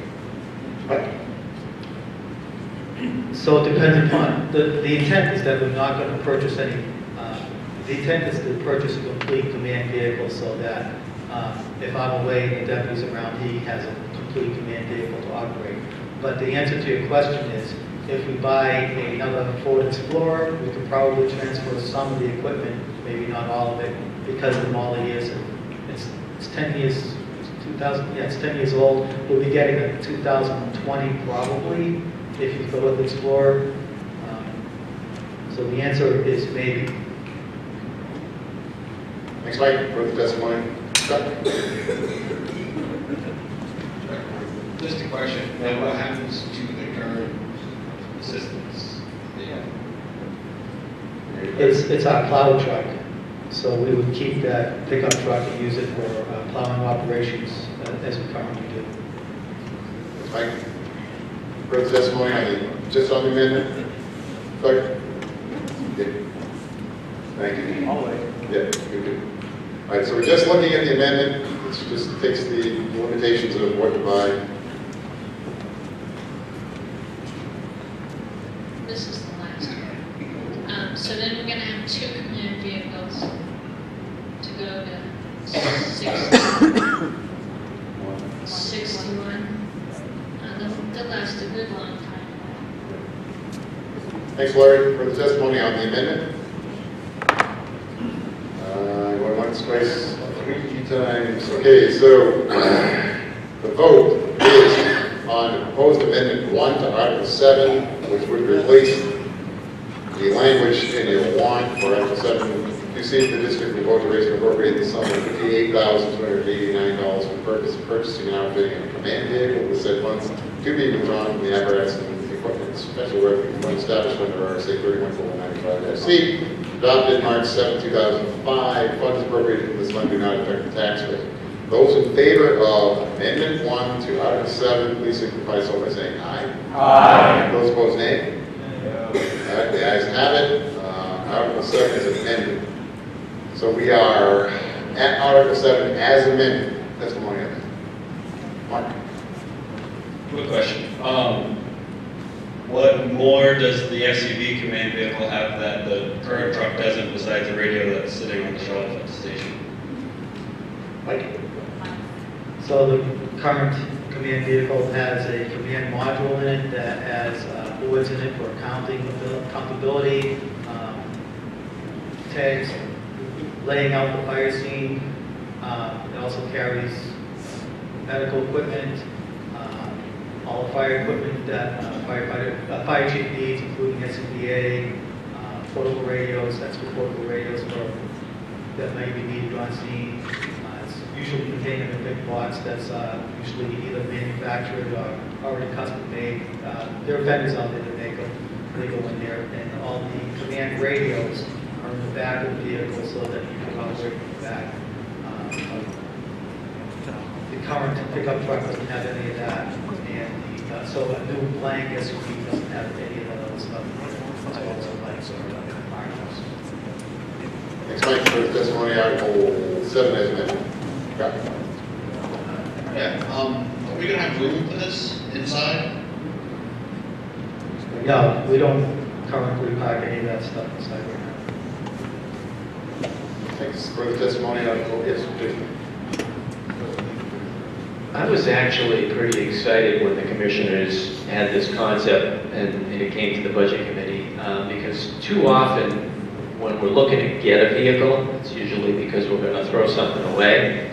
And I thought, in my capacity working with state surplus, the scope of fleet management has changed, and trying to retain value and reduce mileages and spread tasks across your vehicles.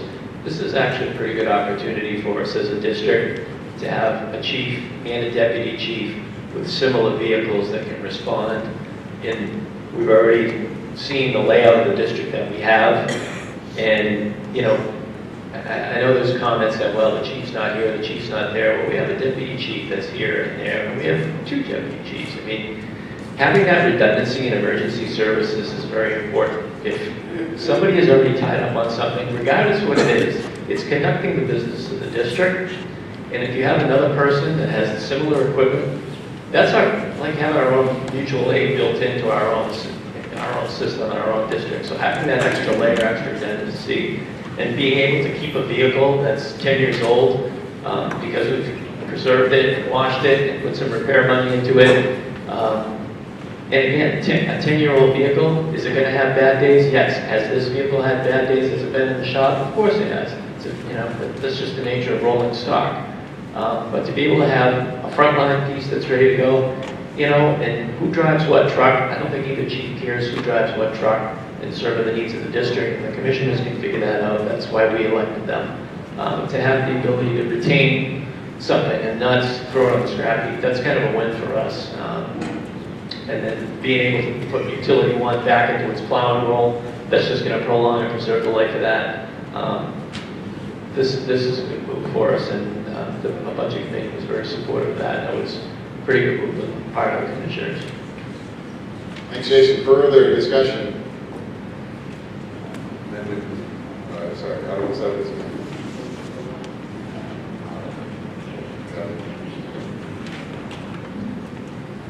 This article does not and cannot dictate or determine whether we have 1 command vehicle, 2 command vehicles, 3 command vehicles. This article is to buy a new one, period.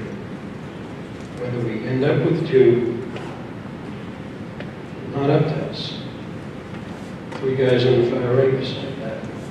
So don't let your vote, yea or nay, be influenced by, oh, well, we're going to have to, and this is going to happen, and this guy's going to drive it. That's not the case. This is to buy a new vehicle. Ms. Kevin? Kathy Mitchell Tilton, I move the question. Second. Thank you, Vice Chair Swanton. Right, call the question. Those in favor of calling the question on Article 7 as amended, please signify so by saying aye. Aye. Those opposed, nay. The ayes have it. Move to the vote. Article 7 is amended to see if the district will vote to raise and appropriate the sum of $58,289 for purpose of purchasing and outfitting a command vehicle and said funds to be withdrawn from the apparatus and equipment special revenue fund established under RSA 31.95-C, adopted March 7, 2005. Funds appropriated from this fund do not affect the tax rate. Those in favor of Article 7 as amended, please signify so by saying aye. Aye. Those opposed, nay. No. Moderator, no. Mr. Moderator, please.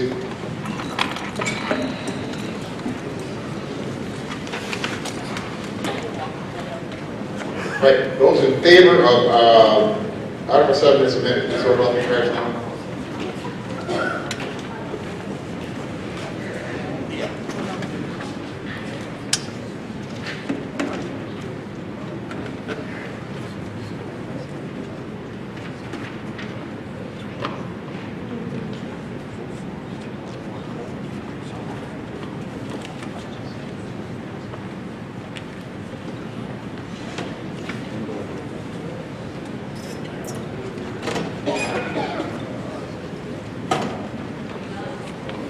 Okay, those opposed to Article 7 as amended, please open the cards now.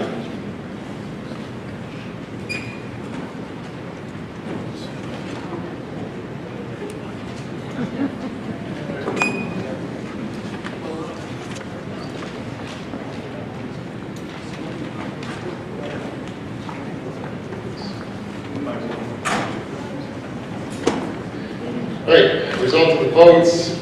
Those in favor of Article 7 as amended, 48. Those opposed, 11. Article 7 as amended passes.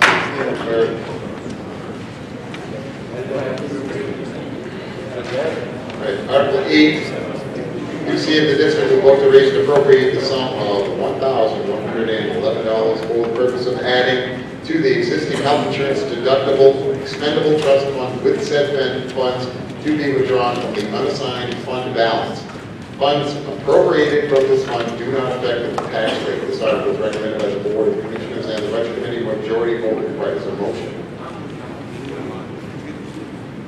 So moved by Mike Starr, second. Seconded by Kate. Right, so we get to speak to the article. Okay, Paul. All we're doing on this here is replenishing what we've taken out this year, so we put the money back in. We do every year. Thank you, Paul. Further testimony, Article 11 passed. Article 8. Feels like that. Seeing none, you ready for the votes? Okay, those in favor of Article 8 as read. Do you need me to read it again? No. Please signify so by saying aye. Aye. Those opposed, nay. The ayes have it. Article 8 passes, I so declare. Article 9, to see if the district will vote to raise and appropriate the sum of $9,055 for the purpose of adding to the existing fire prevention expendable trust fund with said funds to be withdrawn from the unassigned fund balance. Funds appropriated from this fund do not affect the tax rate. This article is recommended by the Board of Commissioners and the Budget Committee. Majority vote required. Is there a motion? Moved by Mike, second. Second by Jason Wright. From the to speak to Article 9. Paul. So the permitting fees that we charge for inspections go into the operating budget, and all this is doing is removing those fees from the budget and putting them in the trust fund where we as the next article will show, we use for fire prevention training, especially with children in the schools. But this is simply moving the money from the operating budget into that trust fund. Thank you, Paul. Further discussion on Article 9. Seeing none, ready for the vote? All right, those in favor of Article 9, shall I read it again? As read. Please signify so by saying aye. Aye. Any opposed, nay? The ayes have it. Article 9 passes. Article 10. To see if the district will vote to raise and appropriate the sum of $3,325 for the purpose of purchasing materials, tools, and equipment related to public education, code enforcement, training, etc., with said funds to be withdrawn from the Fire Prevention Expendable Trust Fund. Funds appropriated from this fund do not affect the tax rate. This article is recommended by the Board of Commissioners and the Budget Committee. Majority vote required. Is there a motion? So moved by Jason, second. Second by Jane Hall. Let me speak to the article. Paul. So this money is simply being removed from that trust fund in order to be utilized for the fire prevention training by the officers and staff. Thank you, Paul. Further discussion on Article 10. Being none, ready to vote? Yes. Right. Those in favor of Article 10 as read, please signify so by saying aye. Aye. Those opposed, nay.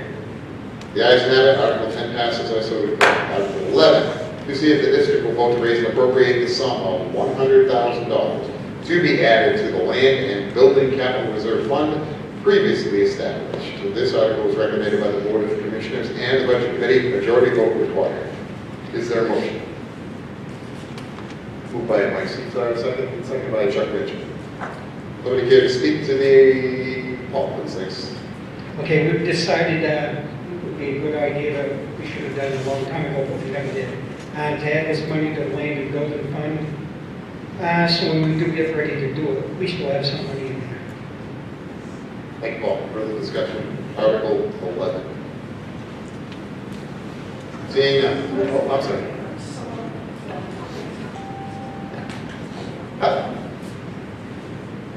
Helen Hayes Tilton, just a question. We added $200,000 to the operating budget to do the engineering. What will this $100,000 do, and could we vote no on this to offset that $200,000 because we're still working toward the goal of getting construction-ready documents to have a proposal to vote on? Yet again, an opportunity to help our firefighters by having established facilities. So, the commissioners, and I thought it was a good idea to do this, is that every year we're going to add $100,000 so that when we do get to a project where we have to go for a bond, this will reduce the bond towards that. So you can either not vote it, and that would be $100,000 more next when we do get a bond.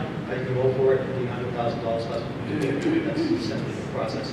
And hopefully, even after we do get a bond, it's will continue to do this so that we can meet future needs for building maintenance or whatever they decide to do. So, thanks, Mike. Yep.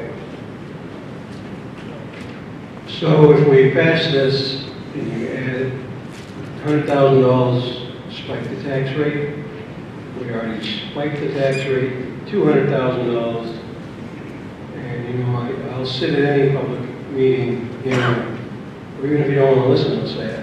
The best way to have money when you need it is to save it along the way. I'm not against $100,000. In fact, when I was a fire commissioner, we put this forward for $100,000. And it failed because we had no idea what we were going to build.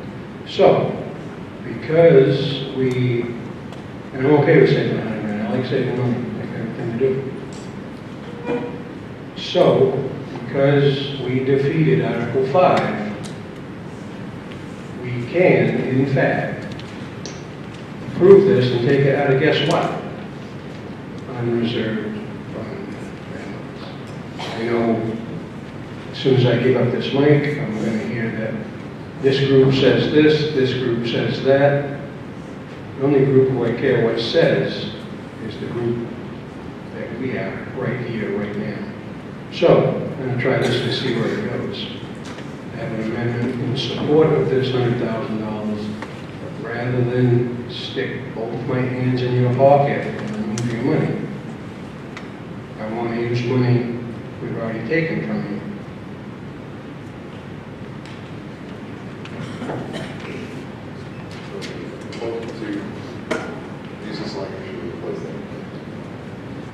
So, proposed amendment from Kevin to Article 11, so replace the language you have in your warrant with the following, to see if the district will vote to raise and appropriate the sum of $100,000 to be added to the land and building capital reserve fund previously established, with said funds to be withdrawn from the unassigned fund balance. Is there a second?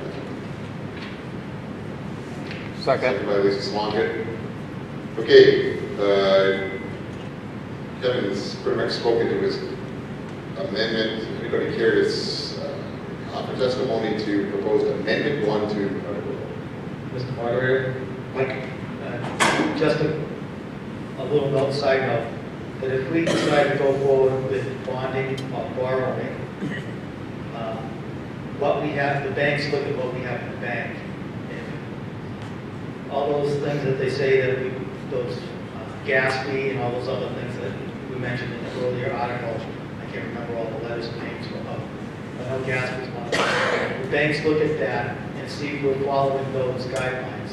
And if we don't have the amount in that they recommend in our unassigned fund balance, they could charge us higher interest rates for any, maybe not for a bond, because we'll probably go through the municipal bond bank for that, but if we did a note for short-term borrowing, if that would certainly affect our rate in that respect.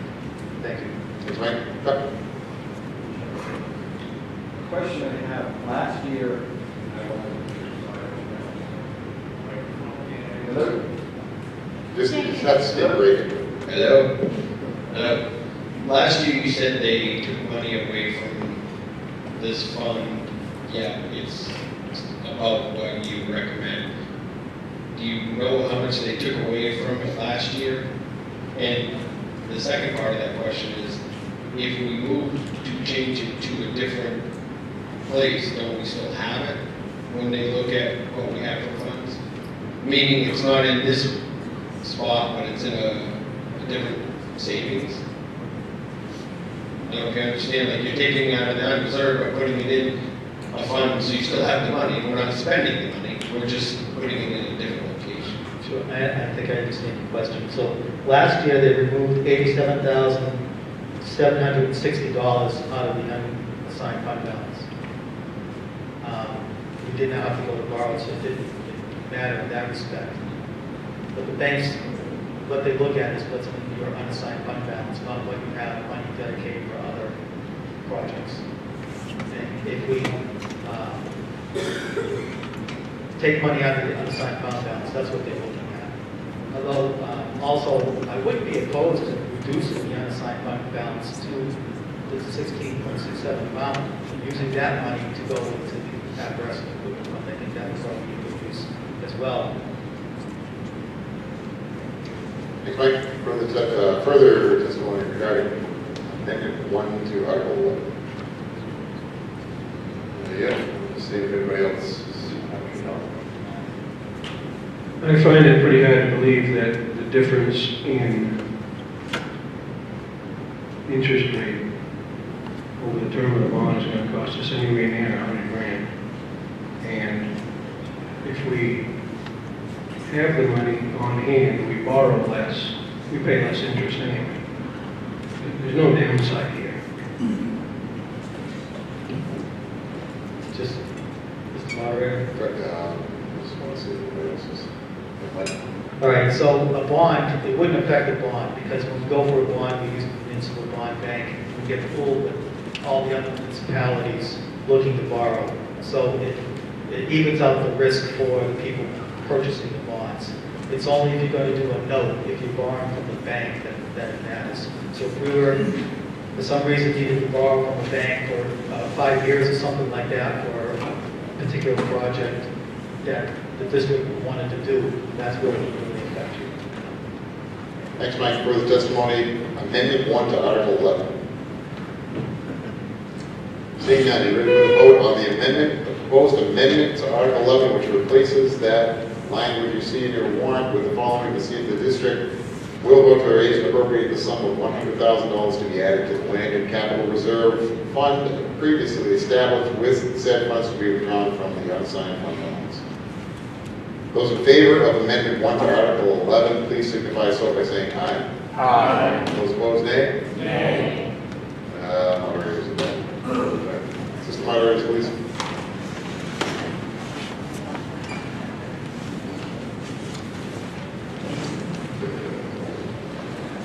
Okay.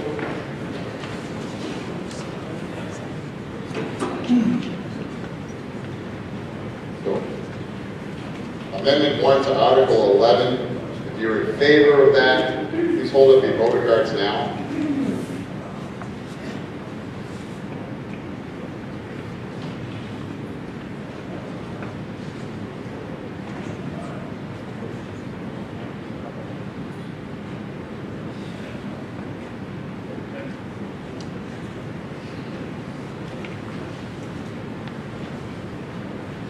Okay, thank you. Those opposed to Amendment 1 to Article 11, please hold up your cards now.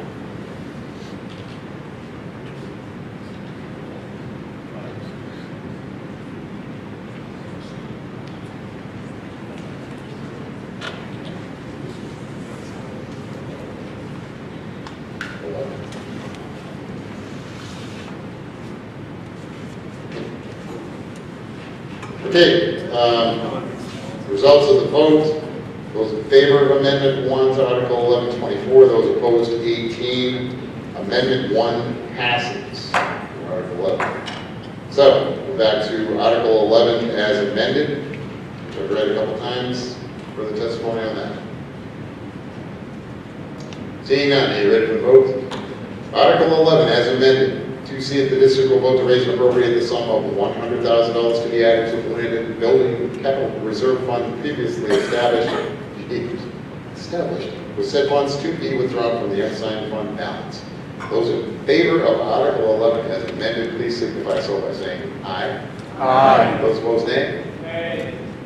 Moderator is not in doubt. The ayes have it. I so declare Article 11 as amended passes.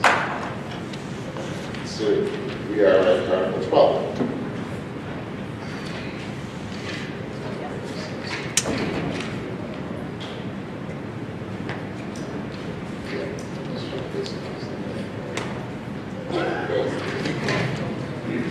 Okay, Article 12, to see if the district will vote to raise, see if the district will vote to establish a contingency fund per RSA 32:98-a and vote to appoint the Board of Commissioners as agents to expend from the contingency fund for the current year for unanticipated expenses that may arise, and further to raise and appropriate $28,887 to put in the fund.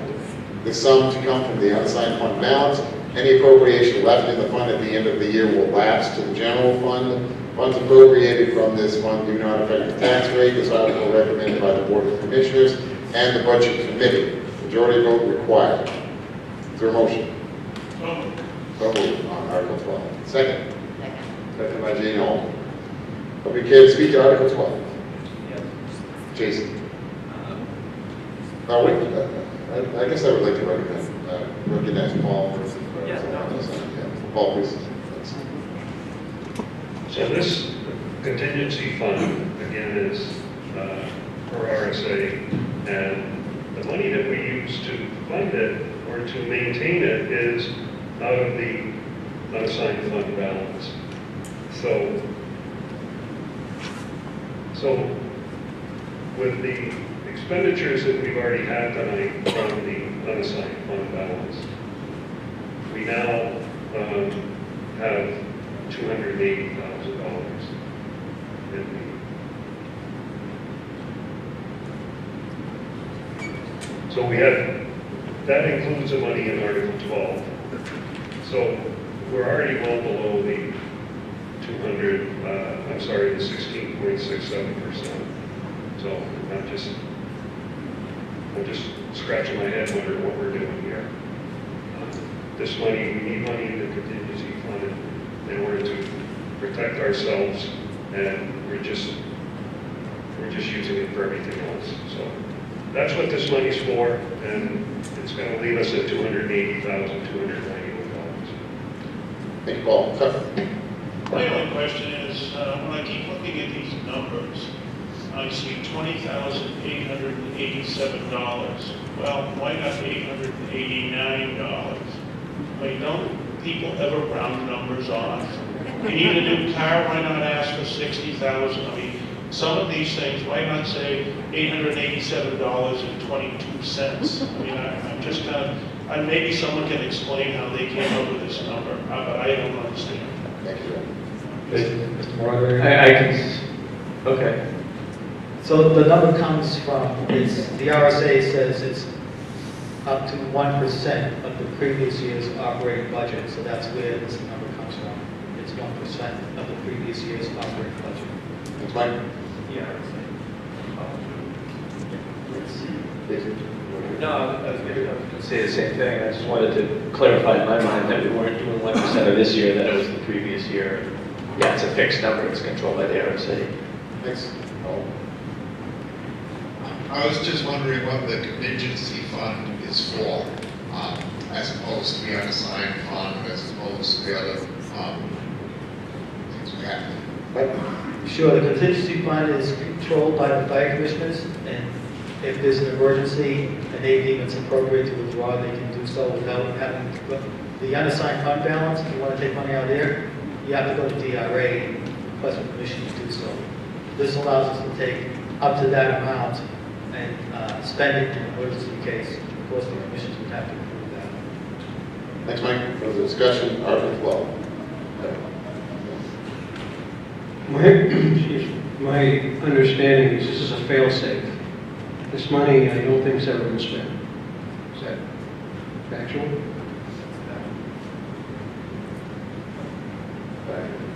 Everything is satisfactory. Great. Further discussion, Article 12. Seeing none. The moderator is going to call the question. What a feeling. Okay, so do you want me to read it? Those in favor of Article 12 as read, please signify so by saying aye. Aye. Those opposed, nay. The ayes have it, and so declared. All right, Article 14. To transact any other business that may legally come before the meeting. I would just like to offer a friend, hoping I'm not stealing anybody's thunder here, but I would like to thank Paul Blaisdell for his service as a commissioner. I think he's done a fantastic job. He had great experience on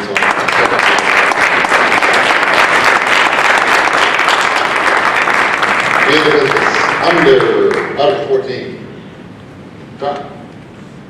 So most of the audience is left, but if anyone still would like, I have a petition here. Recently, the fire commissioners had a survey of how the fire department members felt the district, the chief, everything was going on, interactions with the call force, the whole time, and all that. I requested to have the results of that survey, and I was denied under RSA 91A:3 to Charlie because it was something I want to discuss in non-public, and the results could be defamation of someone. However, the information was opened up in a public session, and then the commissioners took them home to review and then pass off to one another outside of minutes. Due to that fact, I submitted a request for that. I was denied. Here's the survey. It will be available on social media. I'll catch up with people to sign. I plan to present this at the April meeting for the commissioners to deal with. And if not, then I will take it to the board. I think the public needs to know this. Even though I'm going to be a commissioner, people say I don't need to push forward. This is information the public needs to know. I kind of wish we had it before now because it would help the decisions we'll make tonight about how things are being run. So if you have anyone that would like to sign the petitions, I'll post on Facebook to where they can get a hold of me, and I will gladly get it to anyone I need to before April. Thanks, Sean. Further discussion under Article 14. Seeing none. That's it, Chuck. Okay.